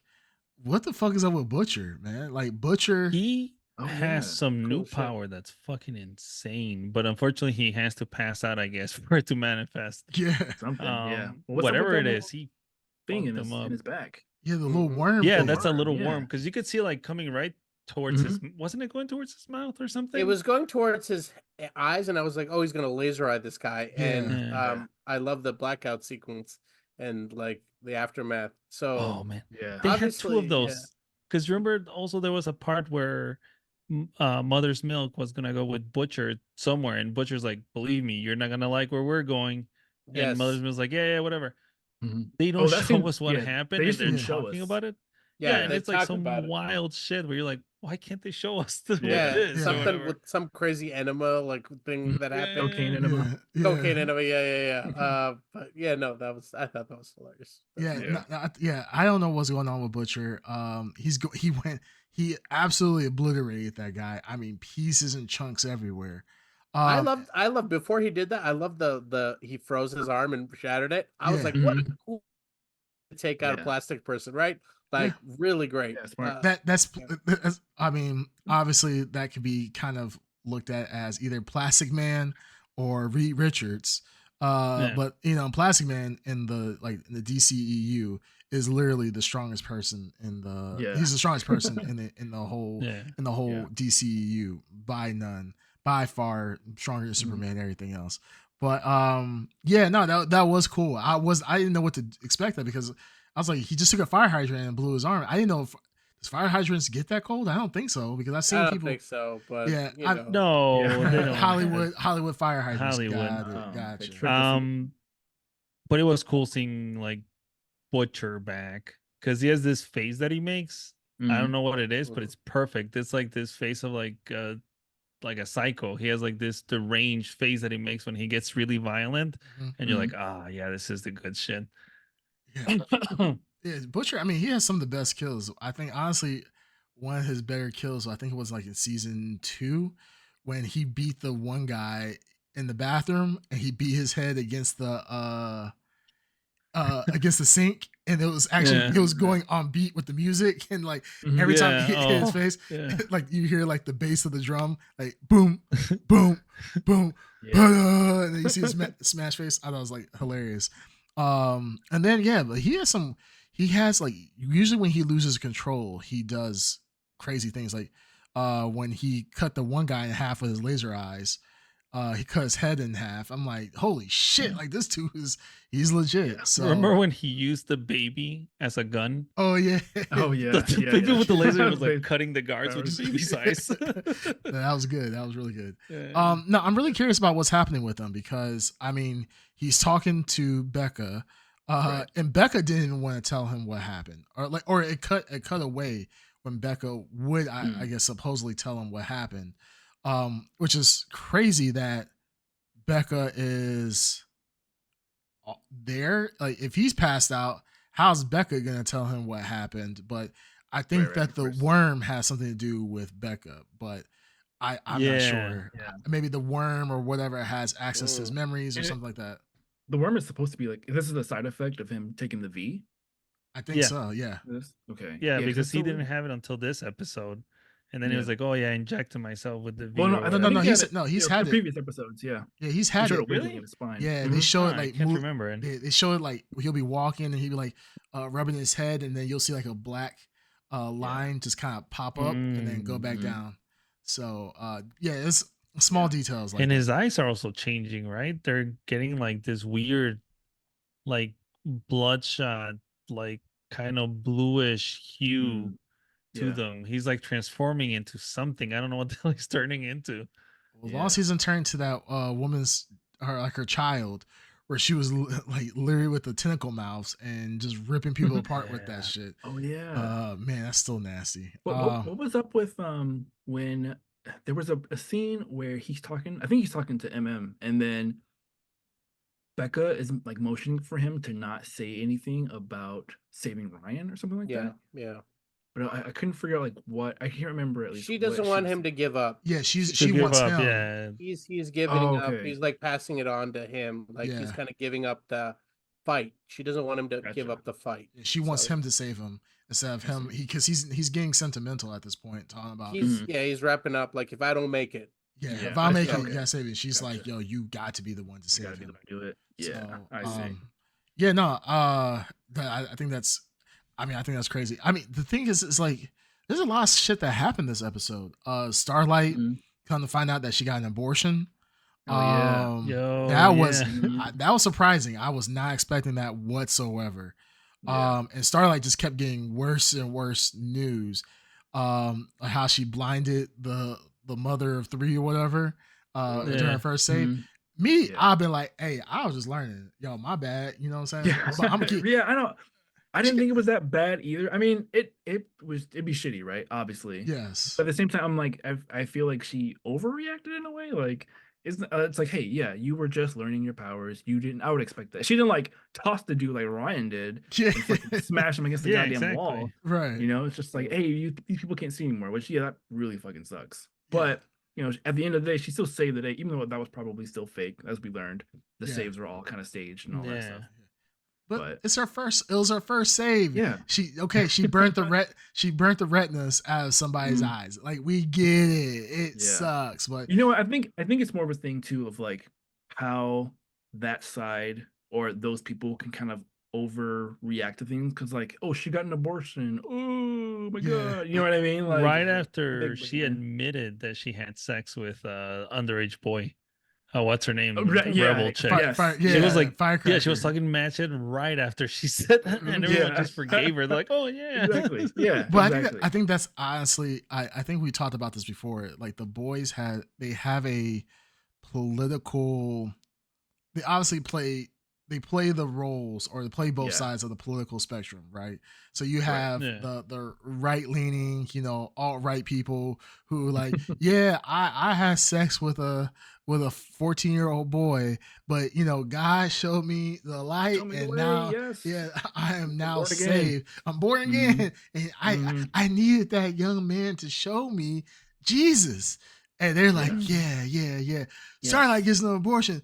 That whore. And then of course, Starlight side, people are very overly dramatic about things. Like I said, she burnt the eyes out of a mom, which it sucks, but it's not like she did it purposefully. We know Starlight is an overall good person, so it's just like it was kind of hard to like fathom that at the time. I was like, you guys you're doing a little much, but it is what it is. But no, it was nice to see Starlight kind of just go crazy and start beating the shit out of Firestarter or Firecracker. But I kind of I hate the fact that got involved, because I'm like, you're supposed to be the secret CIA operation, but you always just show up on camera. First, you show up when you killed that is true. Firecracker's like right hand man. She was on live when they were about to execute them, pretty much. And you saw you saw all the boys there. Like, you caught us in 4K. I think this goes into my like pet peeve with this entire series about that I talked about last episode, about like how these wanted people are just like able to do all kinds of shit, and like nobody notices them on how like they're on TV, they're on closed captioning, like NYPD are looking for like this fucking dude, like the most wanted people. They're just getting ice cream and shit like in the park. Huey's just I'm gonna go out to the park. Like, what the fuck? Homelander is looking for you, like right? in New York City. Like, so there's like these weird disconnects that I've just come to make my peace with. So this is one of those things. Like, I had that reaction. Why are you on video? I'm like, fuck it. Like, no, but like, there's like this oblivious like nature to the world, I guess, where people can't put two and two together. Right. Like, I feel like this felt better in season 2. When like before Victoria was it Nunez, the head popper chick, during that whole arc where she was popping people's heads from like across the parking lot, and I like that. I thought it was really cool, because it's like, okay, someone knows your identity, now you got to go find her and take her out, because she knows your identity. Like you can't have her live. And now she knows everybody's identity. Now she's met all the boys, but she can't pop their head. Well, she doesn't want to pop their heads because she's trying to play both sides of the fence. I'm just like, the story is good. I'm like, don't get me wrong, I still love the boys. It's just like, yes, it's like, why is it that I can't understand why Butcher is being kept alive, right? Homelander just wants to see him die in agonizing death with the hole in his brain. But everybody else, I feel like Homelander's ran into them at least once. Well, he did. No, he ran into them when they were with Soldier Boy at VOD. So it's just like, man, I kind of sometimes I'm just like, I don't understand how they get away with so many things. Like there's literally security guards like right around the corner, but somehow the boys, like, no one put out like a flyer and say, these are the motherfuckers you should be looking out for. It just seems like these guys can just get around everywhere. And it's kind of it's crazy.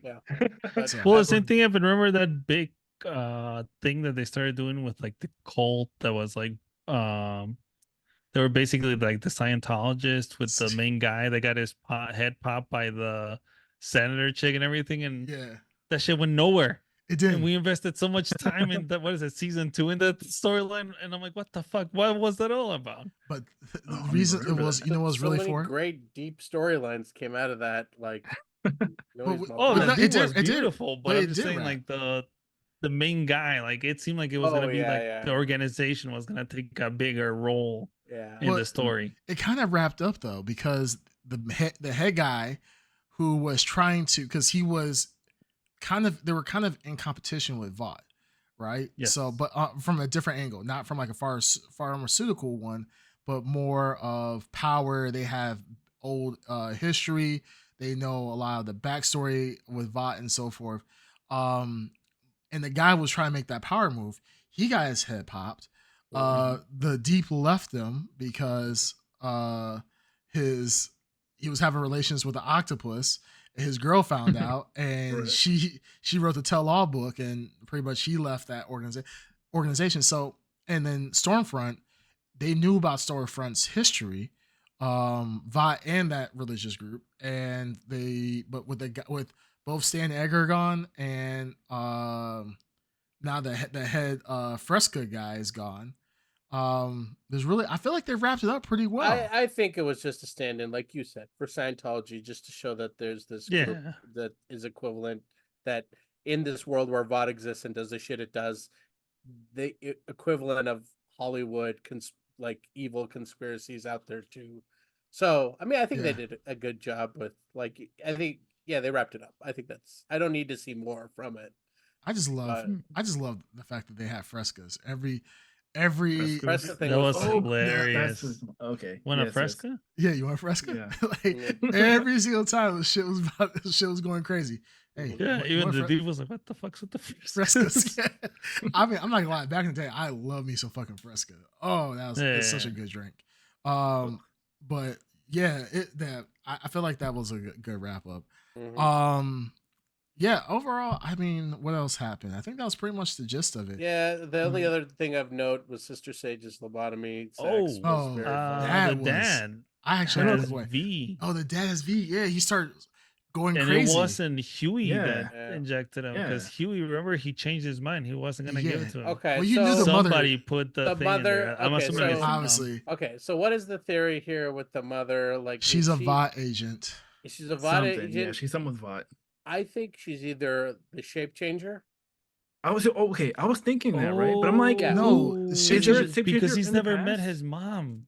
Yeah, and the dad isn't there to say, like, yeah, this is your mom or whatever. I mean, I don't think that's irrelevant. I think the shape changer, it got killed.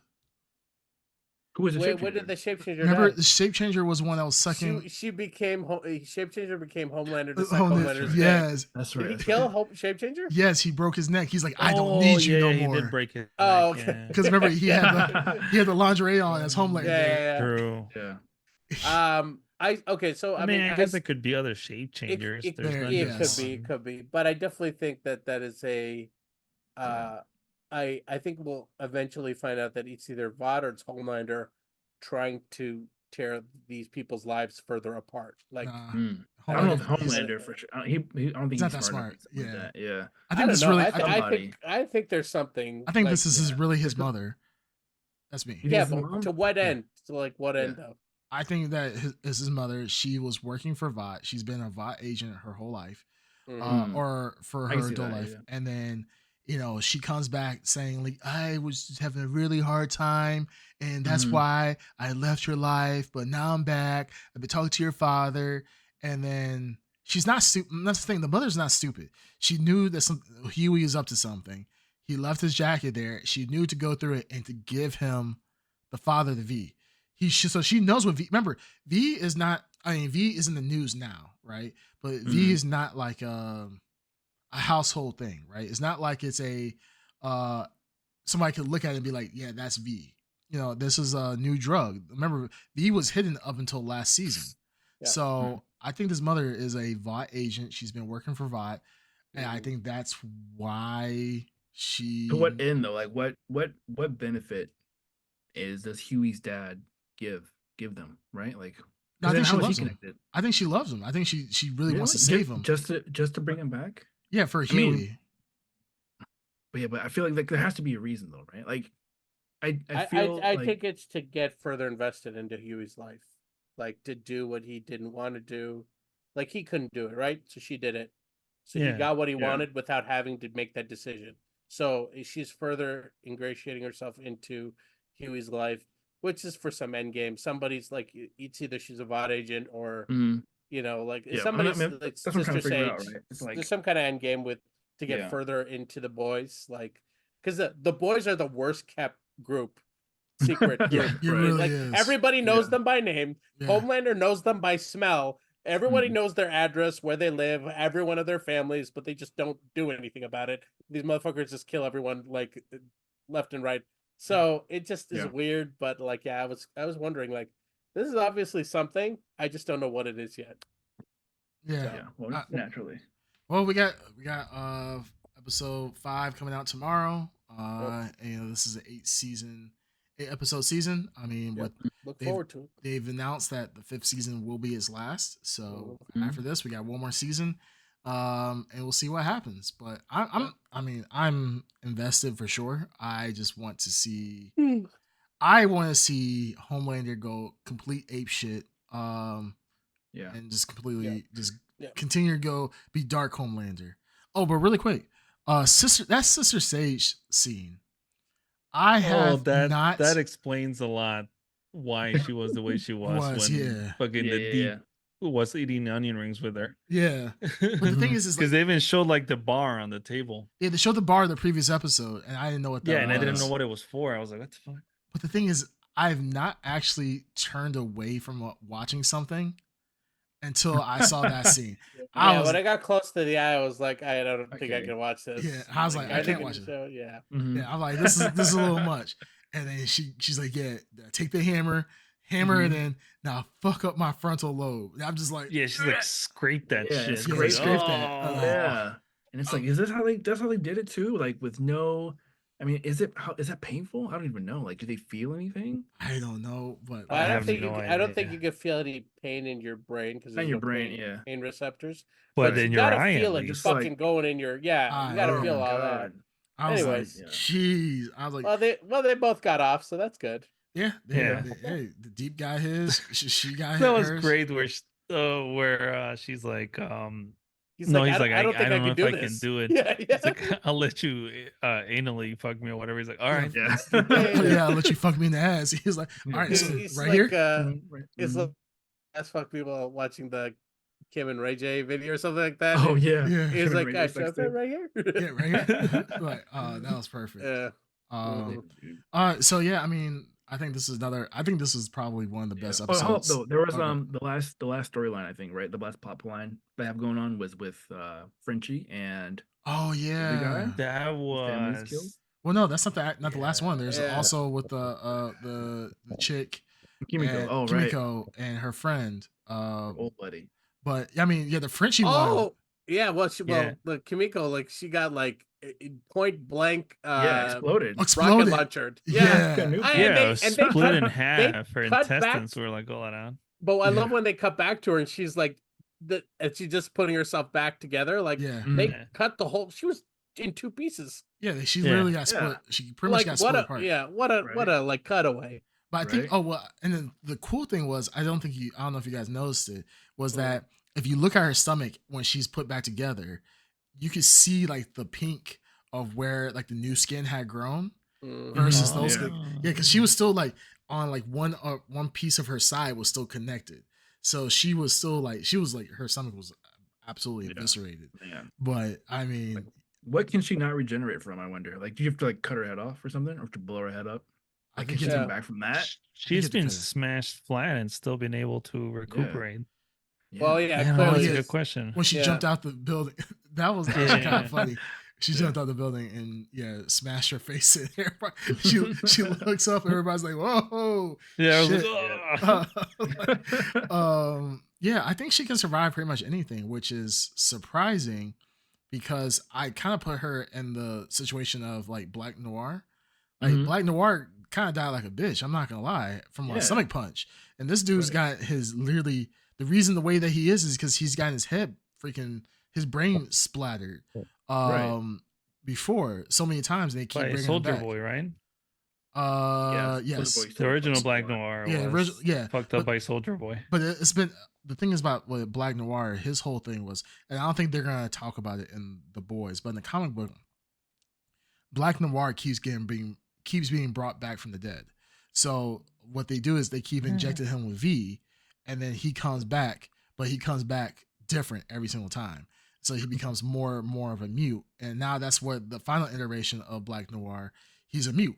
Like he doesn't say shit. Yeah. So that's why I was just like, Homelander just punched him in the stomach and he just died.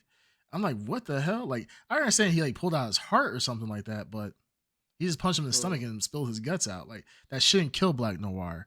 But I mean, Kimiko, she's literally done everything to die, and she somehow keeps coming back. But yeah, no, I mean that was that story, and then that with the Frenchie story. I'm not invested in this at all. I literally skipped the thing forward. Why'd you skip it? I'm bored. You know what month it is, right? I didn't Son of a bitch. Can't see two boys kissing. Oh, makes me uncomfortable. That's the It's like, why are these boys kissing, making my pee hard? Exactly. Oh, yeah, I don't like it. There was some confusion. There was some confusion. Yeah. Well, you don't want their agenda being shoved down your throat. You know what I mean? Like they have a really hard, veiny agenda. Just going a down big your old throat, hard down your throat. Oh yeah. You don't want none of that. I hate it. I'm turned on. I don't know how to reconcile these feelings. Exactly. It makes me upset. See that was Ed Underground here. I mean, that's exactly what he was saying. There you go. Hell yeah, man. 11 well with us. Yes. The Frenchie thing, it's the weakest storyline of and it's just not I get where they're going with it, you know what I mean? So like I just don't know. I mean, I don't think it ties into the whole, you know what I mean? I don't see how it ties back into everything, and like I don't know. So they've never developed developed this guy still even is. They haven't developed the Frenchie character, right? So this is their they haven't developed it, but this is basically what everyone's like past coming to haunt them. That's this whole season. So they also had to give Frenchie a past that's coming to haunt them. Remember last season, that his Russian ex-boss, whatever, was like, "Hey, you're just a dog. Like you just do what you're told." And he was kind of going through this like identity crisis because he looked at Butcher as pretty much the mafia or the Russian mafia lady, and he was looking at her like he was looking at Butcher as it's just you change one master for another. So I feel like it's just his past coming back to haunt him because he thought he was free of his past, but he's out here somehow randomly meeting with the guy who he slaughtered their entire family. I feel like that's a little weird. I get like that's one of those things like what do you expect is going to happen? What do you expect is going to happen? I thought it was just like it was a stupid thing. Yeah, I get it. Where does this go? How does this end? Because it kind of culminates into where exactly you would think it does, right? So it's like there's nothing new and interesting there. Like, well, no, I didn't think that's where it ended. I thought the dude was gonna kill him because I'm like, if I find out that you're the person that killed my family, oh, you gain merch right there, like, Well, I mean, I knew that they weren't gonna kill Frenchie, at least not like that, not in that way. Not yet. But there's some kind of tie back. It'll be through the Starlight story. It'll be some kind of political something. I'm waiting for like that guy to turn out to be like some dude who's he's involved with the bot somehow or some great crazy shit. Definitely the least invested in that. Guys, what really is Frenchie is gonna find out he was the doctor at the abortion clinic. Somehow it was a suit baby. That suit baby is gonna become super strong. It thinks that Frenchie is the father. And then boom, is gonna kill Homelander. Done. Easy. Easy. Yeah, I pretty much wrote the boys. That's all for the boys I had. Do you guys have any? No, I think I'm good. Do you guys want to give some blurries for it? Or do you guys want blurry or you want to wait till the end? We can blur the episode. Yeah, let's blurry it. Blurry left and right. This is Bandito Mac's first blurry. Oh my god. Oh shit! Blurry. You get to the first one. All right, so let's leave this on it. All the pressure is on you. Yeah, all the pressure. Out of 10 blurries. Out of 10 blurries. Ooh, this episode. Yeah. Maybe a 8. I feel like it was still really good. The weakest part probably again, like we were saying, probably the Frenchie storyline. But I feel like everything else was popping. There was some good action scenes. I watched 3 and 4 at the same time, together, back to back. So I'm kind of like confusing what happened in each episode. But like I thought I feel like they always have to have like the combat scenes. The Homelander carried, for sure. Yeah. That scene was really dope. I thought the Kimiko fight scene, it was like that storyline. I feel like I don't know what's going on. It's kind of unnecessary. It's still weird, right? Like we were saying, but the action part was still really dope. So that all carried it for me. So yeah, I think solid 8. I was gonna say 7, maybe a light 8. Okay. I think you're in the right territory. I think it's a good episode. I I would probably be like at 7.5 for me. I think also like I think this season, I feel like previous seasons have hit harder faster, and this season has like it's like not hit. There's like dashes of stuff, but it's not that big. Like remember season 3 opened with a guy exploding out of another guy's dick, and I was like, that's like a high that I haven't gotten yet. Like yeah, there has to have been a high like that. Yeah, so like I mean, this is 7.5 still good, has good moments. Yeah. All right, great turn. I'll give it an 8. Pretty much the same thing. Solid episode, but not their, their usual higher end episodes. Okay. I think we're all in the same ballpark. I would give this an 8.5. I thought this was really great. Homelander definitely carried this episode. And I love the fact that with the Homelander stuff, it was almost horror. It was almost thriller. It was almost a thriller because you could tell some shit was about to go down, but you did not know how bad it was going to go down. And to the point where, like he's literally lasering people's dick off and putting people into a furnace and all this other stuff. I really like the direction that they're going with Homelander, right? Because like he's been unhinged all these seasons. Now he's getting to a point where I feel like he's about to metamorphosize and turn into a butterfly. He's going to turn into the real evil Homelander that we know from the comics. So yeah, I would say 8.5, but I would say 8.5. Solid episode. Yeah. So cool. For sure. Yeah, a little bit too much Frenchie, but just the right amount of Homelander. Okay, so next, I mean, we could talk about our next topic. Probably not gonna be much to talk about, but luckily, I got a good amount to talk about here. I wish I was trying to like kind of hype it down a little bit. So I feel like we're about to go in a little bit. All right, so obviously the Acolyte season or episode 5 came out. Episode 5, and wow, I mean, it started off really nice. I'm not gonna lie. It started off nice. I think this was a solid episode. This is their most solid episode. I think it's the best episode of the Acolyte. The best episode so far for Acolyte, yes, for sure. Yes. This is a solid episode. It started off with lightsabers. I mean, they were viewing. The whole episode was like a lightsaber battle, and I love that. Like there was no it was cutting back and forth through like moments of the battle. Yeah. Like right. So I know. I felt like the action scenes for those were pretty good. Like not like the greatest, right? I think for this show, like, and I feel like I had this comment previously for the first episode. I think whoever the action director is, I feel like they are shooting the scenes very well. Like there aren't too many cuts. I mean, there was one scene where they kind of had the trees in the way, so you couldn't see a lot of action because it was like 3-on-1, and it's kind of hard to show like people not just standing around waiting to attack. Yes, but but the other scenes that they had were more of the 1v1 fights. I think those were pretty fucking dope, right? The scene obviously we'll talk about where the guy does the shish kebab with the Jedi. Shish kebab. I was gonna talk about it. Yeah, the shish kebab scene was awesome. That was amazing. Yeah, amazing. That was dope. Crazy shit. Yeah. So I feel like the action all around really saw. I think the master, him fighting, I thought he did really well on all of his stunts. And just like there wasn't too much dialogue, which definitely is in the Acolyte's favor because of it is not great the writing is. So that definitely carried the episode very far. And like I know we made I made a Jujutsu Kaisen reference earlier. I feel like this is a little bit like the Shibuya incident a little bit, only because of like how like, oh shit, I didn't expect some of these deaths to occur. Okay. You know what I'm saying? I was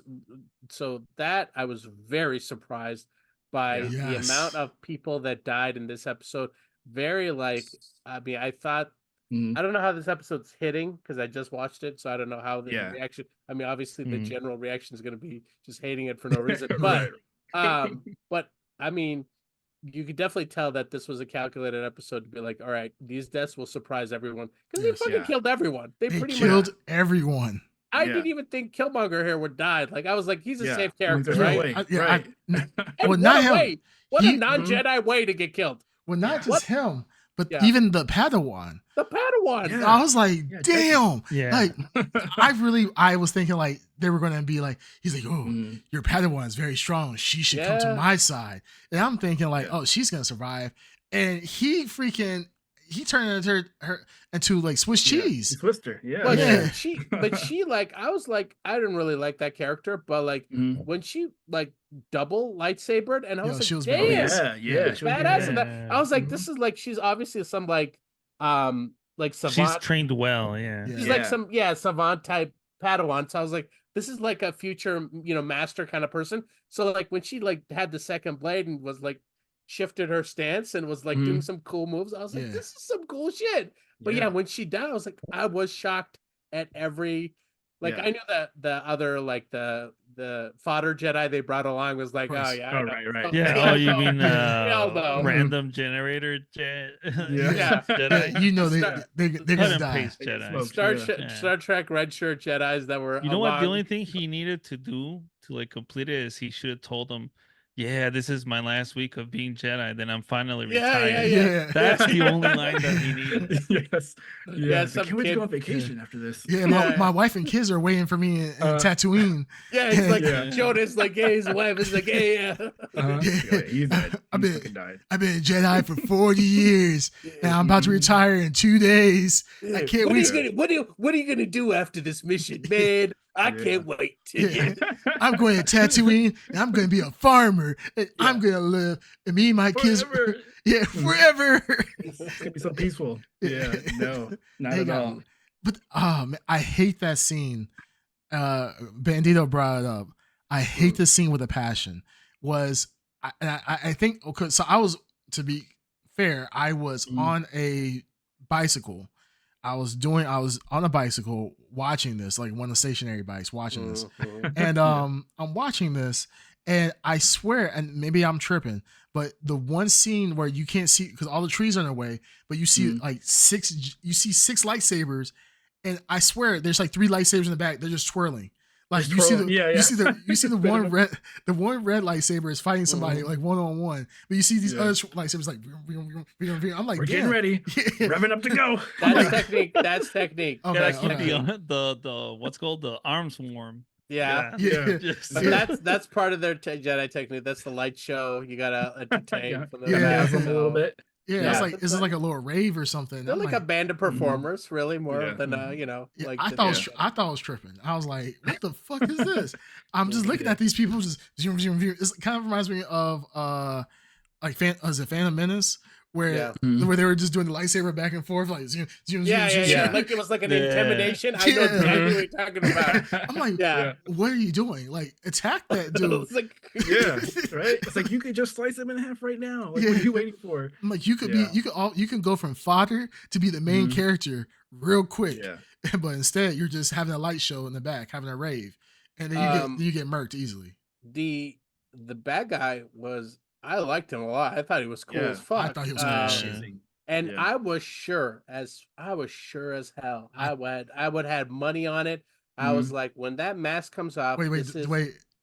Are you gonna say at the same time who we thought it was? Okay, one, two, three. Mother. Carrie-Ann Moss. No, I thought it was Carrie-Ann Moss. Sure. Oh, that's what I thought it was. I thought it was Carrie-Ann Moss. Oh, I thought it was the mom. I thought it was gonna be the mom who looked like Darth Maul. Yeah, Darth Maul. Yeah, that's what I thought it was. Okay. So I thought for sure, like, okay, because the way Carrie-Ann Moss character behaved in the flashback, she's like she's been inducted into this witch cult, and she's like, so she's calculated everything. It made sense, like the way she knew everyone, and she faked her death in the first, or she made the Padawan think she killed her. So I was like, okay, and I was kind of disappointed, but I was like, obviously this makes sense, because why would you hire Carrie-Ann Moss and not use her in the show and kill her off in the fucking opening? So I was like, obviously, I was literally watching. I was like, I'm such an idiot for not noticing this. And fucking, I still think she's fucking around here. I think she's gonna pop up at the end. The Empress. Yeah, she's gonna be like the head witch. Like, I mean, you'll find out that she's the one who kept this whole thing going or something. Which would be crazy. Like, that might redeem the Acolyte like a little bit, because you didn't expect Acolyte. Acolyte, dare I say, is on some kind of not great, not huge, but it's on a upswing. You know what I mean? As long as they keep Weekly, the dialogue to a minimum, yeah, just they should be good. Just lightsaber battles. Holy shit! What's Yeah. their name? The main actor, OSHA or whatever. Yeah, OSHA, whatever. Yeah. Like the scene of her like arguing with her twin sister or whatever. Yeah, it's bad. It was so bad. It's like literally, it almost sounds like she was reading it off a script. The whole thing. It's almost like the person who wrote is directing this was an assistant to Harvey Weinstein.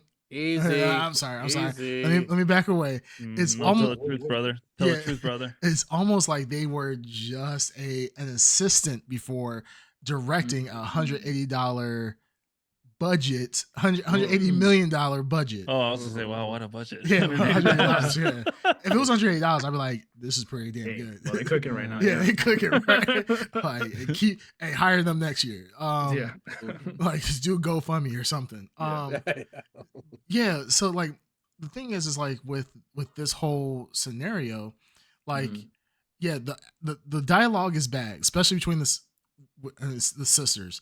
And it's like it's almost like Amanda Steinberg doesn't know how to do two roles, and play two roles or play two sisters. It's almost like, hey, sister. There's no differentiating them. It's literally like if you weren't watching the scene and you were just listening to it, you'd be like, "Who the fuck is talking?" Yeah, like this is like, and then she did the stupid thing where her hair. She's like, cuts her hair. Yeah. And then she just stays there and just like stays there for like 3 seconds. I'm like, this is awkward. I'm like, why aren't we just looking at each other? And then she gets up and like, yeah. I'm like, yo, what's up with her? No, I really loved The Master. I did not expect it to be. Now, this is why I was gonna bring. Remember, I said I was gonna bring up a reference, and I was gonna say it during Star Wars. I'm like, I didn't know they were gonna bring back Ezra Miller. That dude reminds me of Ezra. He took the mask off. He was like, "Yeah, you thought y'all could get rid of me." Like he's the Master, and I was actually surprised because the guy played such a goofy character this entire time. I know for a fact no one knew that he was the Master, so that was kind of cool. That was a cool reveal. I think it was good too. Yeah. I do like the fact that he has the Magneto mask on, helmet.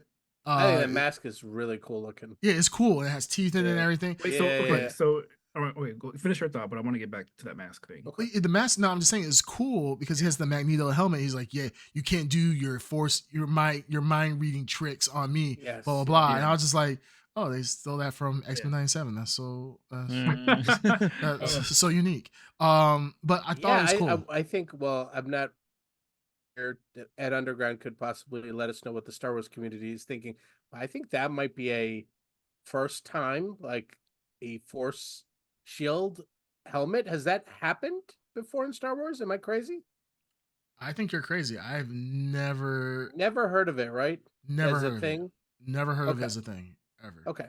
So, this is you're right. It's definitely had shades of Magneto, but I was surprised that they mentioned it, and I'm like, okay, this is clearly going to piss off like canon people, because this is like such an obvious like, why didn't anyone else do this? You know what I mean? Yeah. So they're putting themselves in a weird position. I could foresee the pissed off people online like talking about this, and it's weird. Like, I didn't watch the last episode when it was live. I watched it right before I watched this one, so I did not have the live reaction to the pronoun scene and everything. So everything I see like on the YouTube algorithm that I think is going to be such a huge deal turns out to be like nothing.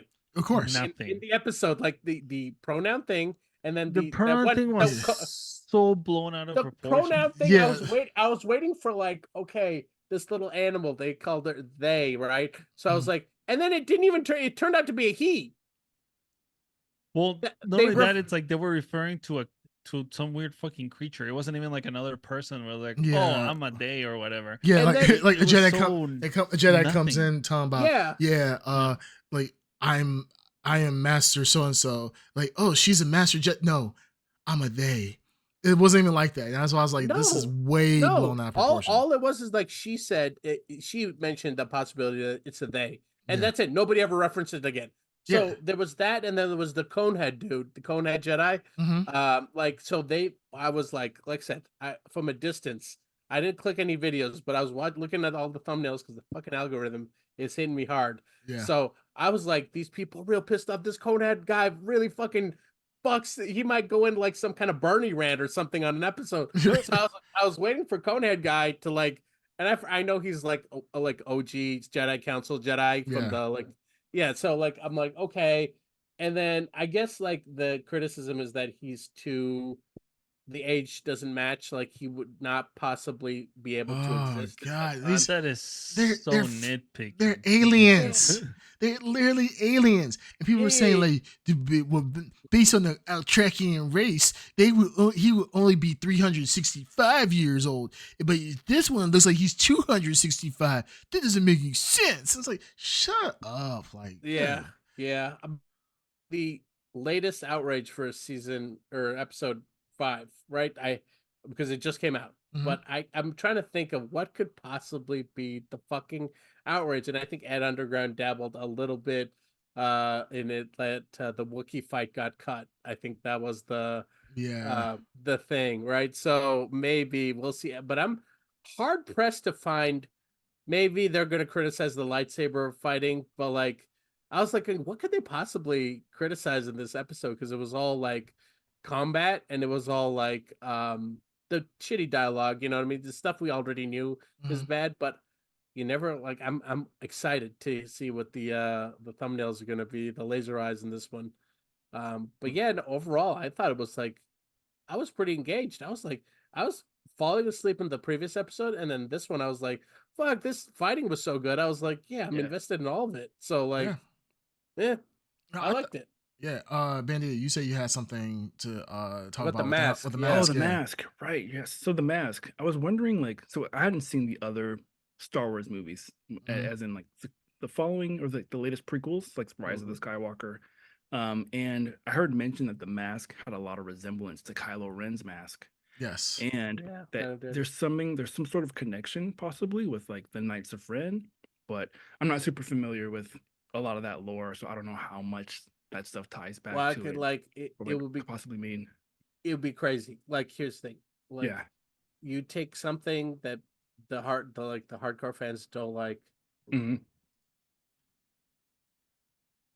Oh, the Acolyte. Okay, then you take something. You broke up for a second. Did I cut a little bit? Yeah. What I was gonna say, you're taking every time you're about to talk. I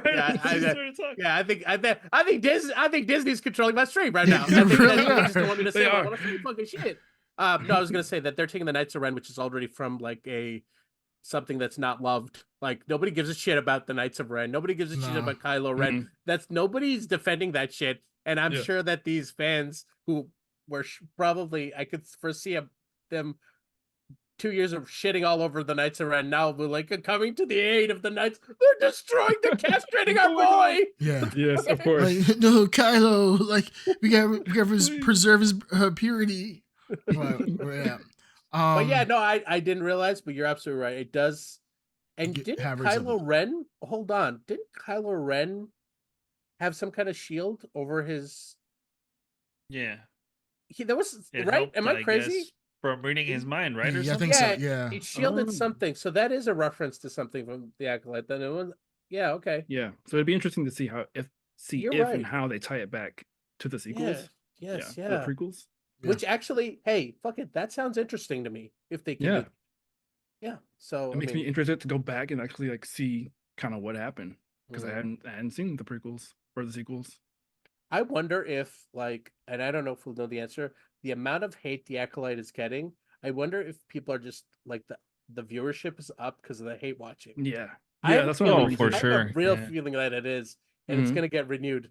Yeah, because I mean, like I don't watch a lot of Star Wars like myself, and I've only started watching the Acolyte because of all of the fervor and controversy around it. Yeah. Interesting. Very interested. Yeah. I mean, I'm not gonna lie. Like the I mean, lightsaber fights were awesome, but I have to give him credit. The hand to hand combat scenes was good too. I don't think we've really ever seen that outside of like Indiana type Jones type punching. Like it's like pow, pow, block, pow. And it's like it's like the ping, pow, boom. This is like they were really doing. I felt like they were doing some decent acting, especially between between the Sith and the Jedi Master. So that was actually cool. Are these two actors like martial artists? Like, I mean, I'm not. Maybe I'm trying to be racist because they're Asian. I feel like you're being a little racist. Yes. So they're both kung fu masters, right? So like, apparently. I mean, fucking that was cool. Like, I mean, see, like, but another cool concept when lightsabers are gone. I'd like to see what a Jedi would do when the lightsabers are gone, because you train all these people to do shit. Yeah, exactly. I don't see why they don't use the Force like even more, right? Yeah. I'm always like, why don't you use the Force to like do things kind of like Avatar: The Last Airbender? We're like bending rocks and shit, throwing rocks at people, throwing. Fucking they did that objects or some shit. Like kill them from a distance. Yeah, pop their heads. Just something. Well, they did that in Obi-Wan where Vader and Obi-Wan were having a rock throwing battle at each other. So I mean they've done that. Lord, What a scene. Wow. Yeah, it was amazing. It was amazing. All right, I'll check it out. Yeah. Talk about power levels. Jesus. Yeah. They were pulling some shit up that Luke wasn't even close to doing. Right. So I mean, I mean, all I'm saying is, and well, talking about power levels, we can talk about that in a second. No, I felt like this was a really, really great way. All of the two Jedi that we do care about that did die, not the cannon fodder. I mean, this is the level of the power of the Sith, right? That I mean, and this is correct. Like people in their mind, you would think that 6v1 or whatever, it would be obviously in the favor of the Jedi. But you know, when the Sith only operate in such low numbers, right? They like with the power of 2, they only have two Sith Lords at one time. This is the power of the Sith, and I actually really enjoyed seeing the Jedi lose like pretty definitively. It wasn't close. It was one-sided. It was very one-sided, and the only person that can actually hang with this with the Sith was the one master, and that was it. He was Saul. And I think he was about to get destroyed until she hung that light or whatever beacon on the back. Got the bugs to get him. Well, no, but Saul was about to kill him, right? So no, Saul was about to murder him. That's Saul right. He won. was about to kill him. Saul had won. He actually did beat him.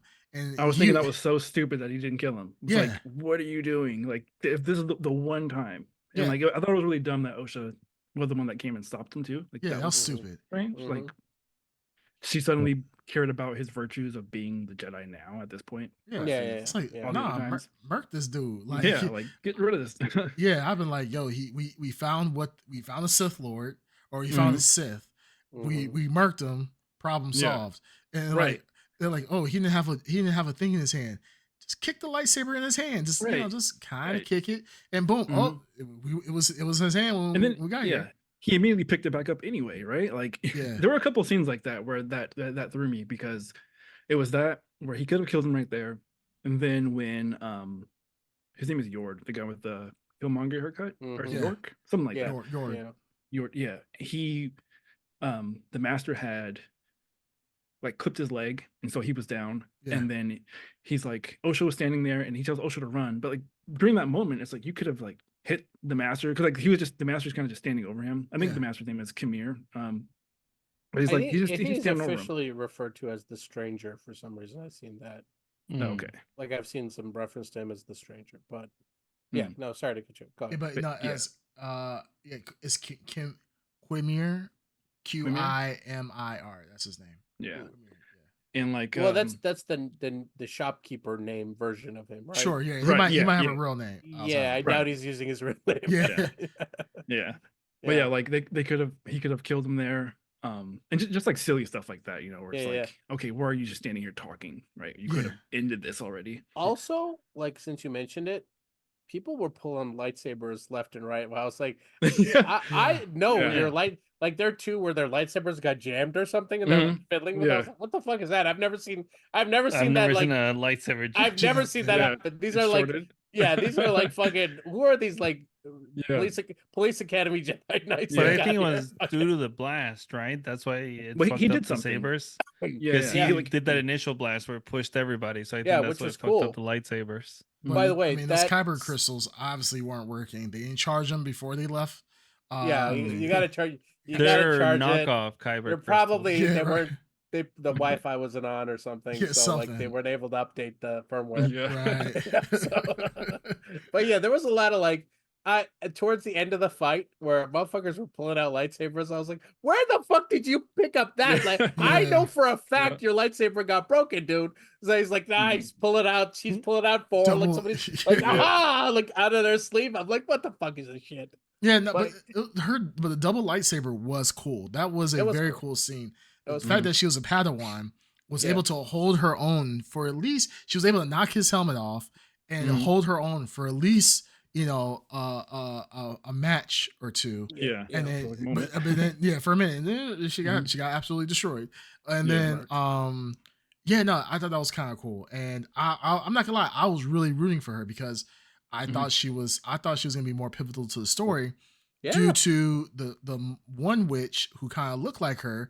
I was like, oh, maybe there's something going on here. There's a deeper connection, and they murked her. And well, she was like in a lot of scenes and like major scenes with like major characters, so they made it seem like she was gonna be like a long-standing character. Yeah, she had like remember in the last episode, I think it was the last episode, she has this connection with Osha.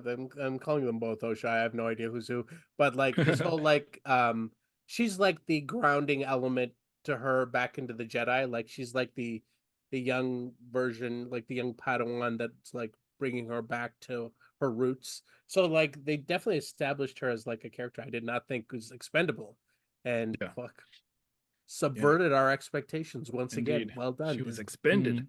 Yeah, for a minute I thought he was gonna kill May with the other sister. When he had the saber to her head. I was like, he might. Yeah, they just might fucking. I for sure thought it was gonna like just pierce her right through the head. I'm like, God damn. Yeah, I thought I would kill everybody in here. Yeah, I really thought they were gonna pierce her through the head. And then she was gonna go on a killing spree. The other sister was gonna be like, I'm upset. Like, now I'm a witch. Yeah, you're right. Well, power of one. We now know that.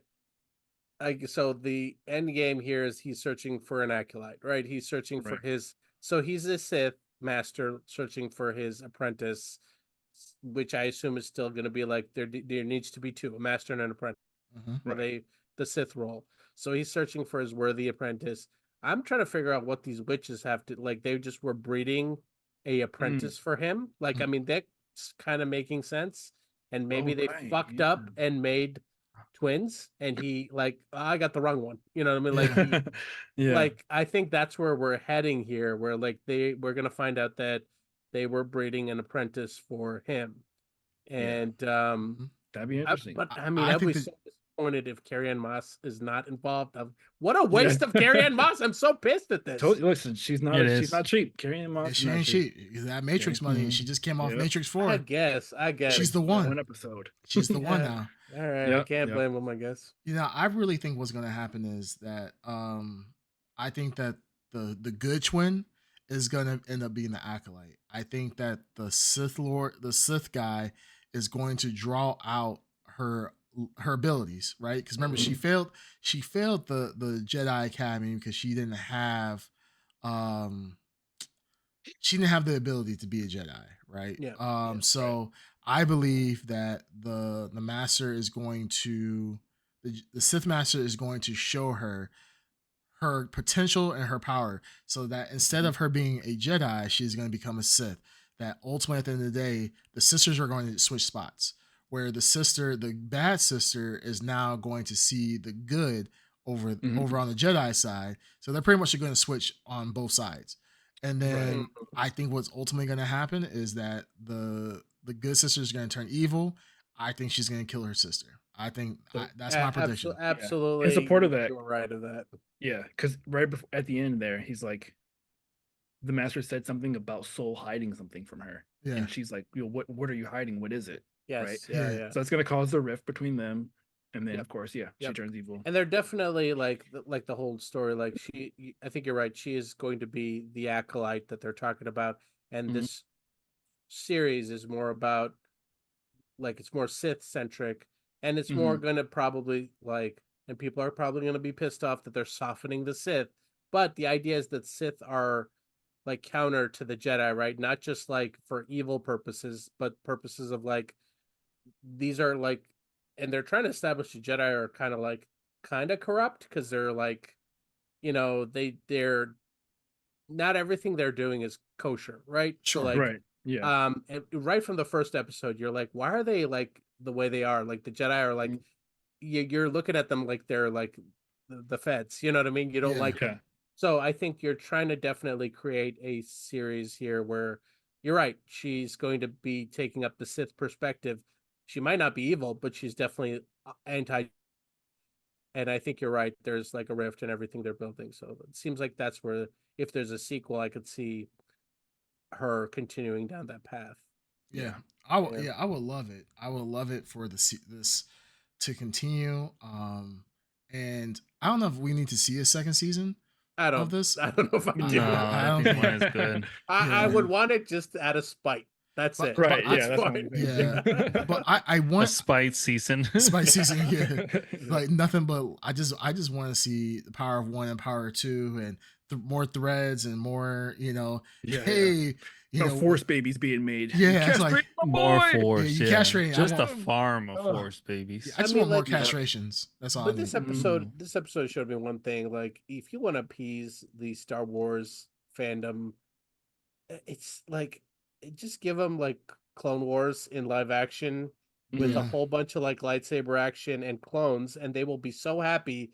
And you'll satisfy so many people, and you could probably tell a lot of good stories in the Clone Wars in live action. You know what I mean? Sure. So it's such an easy, like, I mean, I hate to be the one to be like, nah, don't be creative. And because, like, I can see the attempt, though the execution is real bad here. But I appreciate the attempt to try to tell a story where, like when we're now looking at it, was like, oh, it's a story of the Sith Acolyte, and we're looking at it from the Sith Acolyte's perspective of like, that's a cool idea. That is a cool idea. Execution, not great. And I think, like, I hate to, like, shit on creativity and stuff like that, but I feel like that's where Star Wars is definitely going to be heading, more safe shit.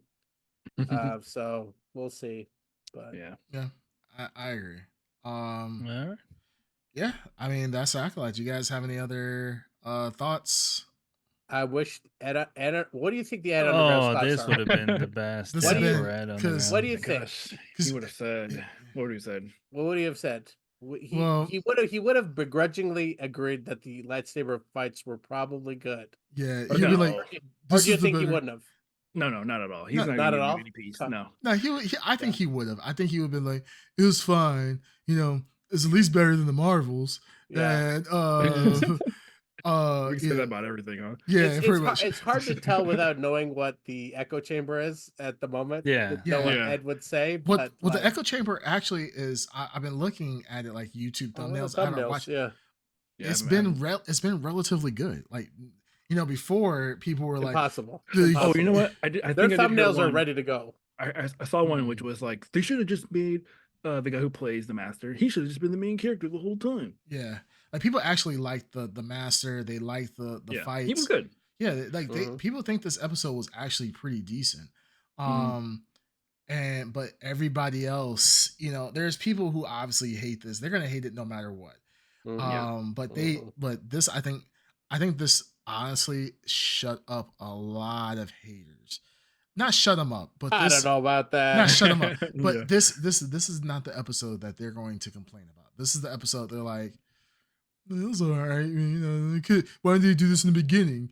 But this is still like that. Yeah, stupid stuff. But I think this was the episode where I think if you enjoyed, this is almost like the Red Wedding of Star Wars, right?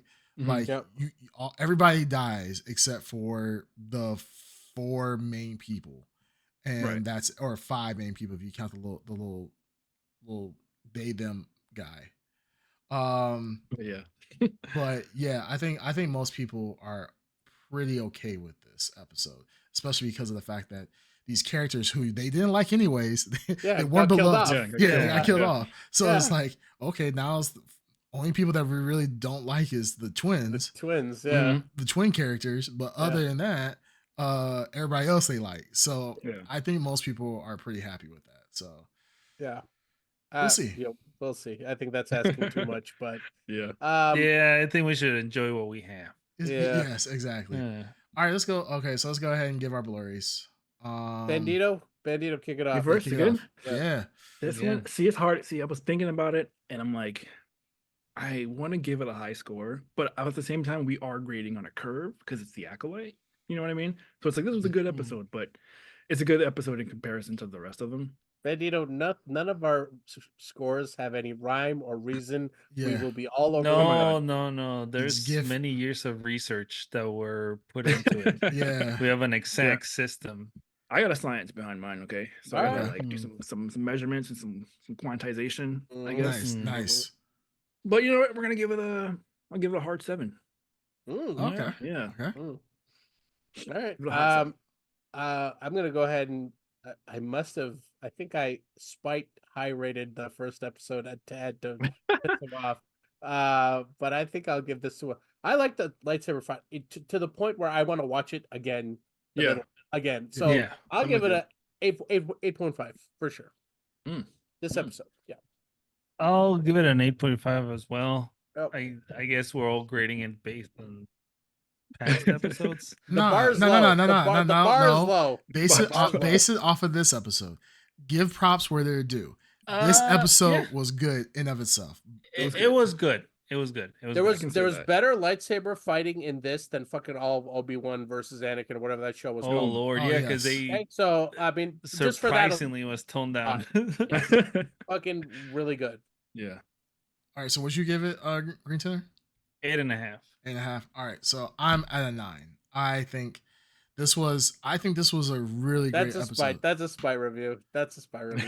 No. I honestly say it was a 9. I think this is a 9. The problem, yes, I think this was a 9. I think this was a good episode in of itself. If you took this movie, those scenes outside of the twins talking at the end, but even like the twin, but you have to count that shit. That's what you have to count that. For me, I'm still saying the episode. I'm still giving it a 9. For me, I'm right there with you. It's like a 9-ish, and then I'm like, but those scenes with those twins are so bad that I have to bring it down. The last scenes with the twins, the last scene where they the fact that they're in it. The main characters. The last scene with the twins was really bad. I am outside of that. I think this was a really great episode. You could have put this into a movie and people would have been very happy with it. I think so. And I'm talking about like even the prequels and the original trilogy. So I would give this, honestly, I would give it a 9. I mean, if you want to argue and talk me down, I could see an 8.5. So 8.5, 9. I think, but I would give it a 9 because honestly, this was a really great episode. Like less talking. It was a lot less talking. More lightsabers. More people dying. Shut up. We know you're a show. You're a Disney show. Okay. Somebody got a free Disney Plus subscription. That's my shit's free. You want to further the agenda. That's all you wanted to do. Yeah. Just want to castrate. I just want to castrate the Anakin. That's all I want. Castrate his boy. Put rainbow flags on the roads and shit. Hell yeah. Like if my lightsaber. Dude, I was going to say that's the only thing they need. A rainbow lightsaber. Was there one color? Was there 7 shades of lightsabers in this episode? Did they have a red, orange? They had orange. A bunch of colors. They had orange, blue. Subtly put that shit in there. Yep. They got us. They did. Dude, they're trying to groom our children. That's what it is. Okay. Oh my goodness. Stop right there.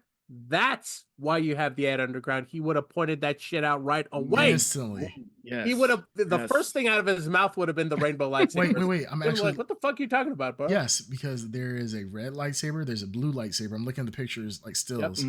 There's red, blue. There's green. There was orange. I'm pretty sure I saw yeah. orange. I think there was a yellow.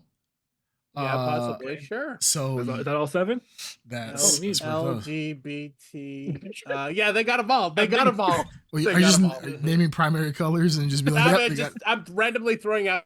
Yep. From Some what they letters, got. alphabets. Yep. yeah, the man. alphabet people. Well Hey, done. representation, Well done. man. Hey, Thank you. It worked. It worked. I mean, yeah, disgusting. if it was at Underground, that's the first thing he would have brought up. He was like, yeah, he's like, there's too many rainbows in my thing. You see that?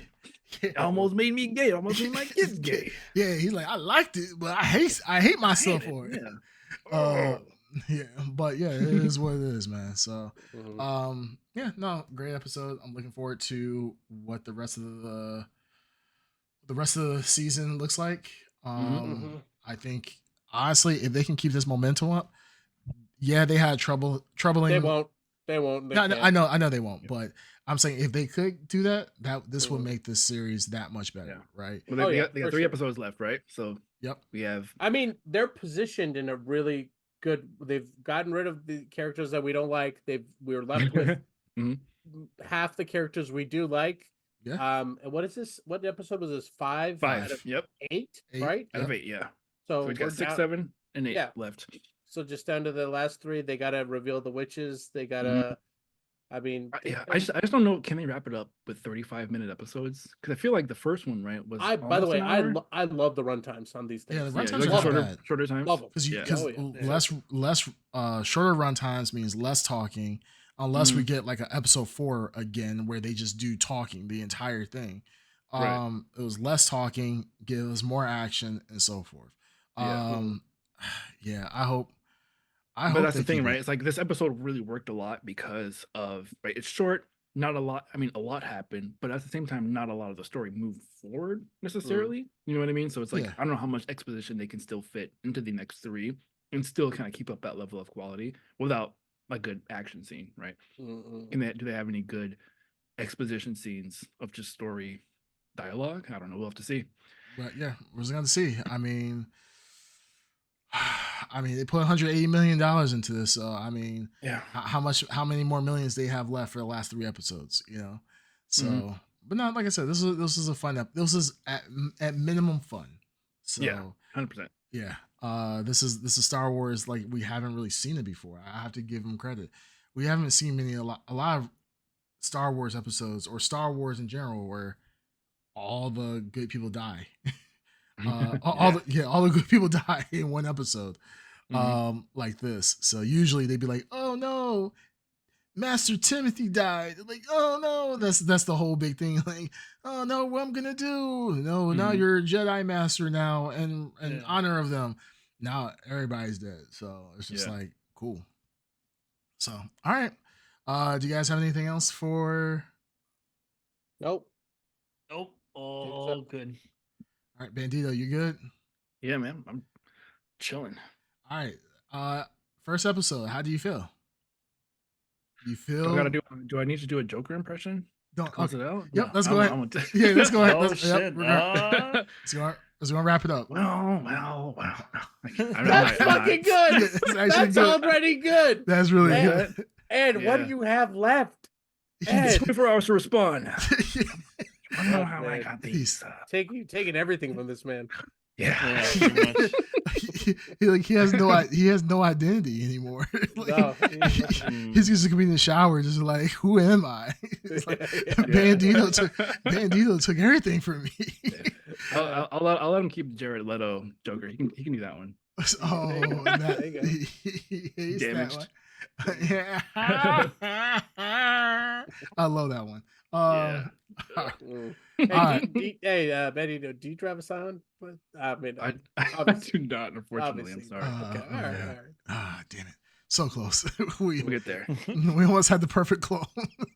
Almost. Like, Bandito, do you like shopping at Express? I mean, what even is Express? Oh my god. What about Buckle? Do you enjoy going to Buckle? Yeah. Buckle? Yes. I haven't been there either. Oh my goodness. How many scarves do you own? At least 3. Just 3. Okay, just 3. Yeah. Do you listen to Linkin Park? Heavily. heavily in rotation. Okay. It's like a going up and down, up and down. Like, logarithmic. Yeah, our similarities. Yeah, I mean, you guys are so close. Mm-hmm. But all right, y'all. All right, we're gonna get out of here. This has been episode 129 of the Blrd podcast. You can catch us live every Wednesday here at twitch.tv/the Blrd podcast, and you can also listen to us via your audio streaming platform of choice, such as Amazon, Apple Music, Spotify, etc. Until next time. Oh, also you can catch us on YouTube. If you can't catch us live, you can always listen and watch our beautiful faces on YouTube. Yes. YouTube.com/the Blrd podcast. So until next time, we'll see you later. Blur you later. Blur you later. Blur you later. See ya.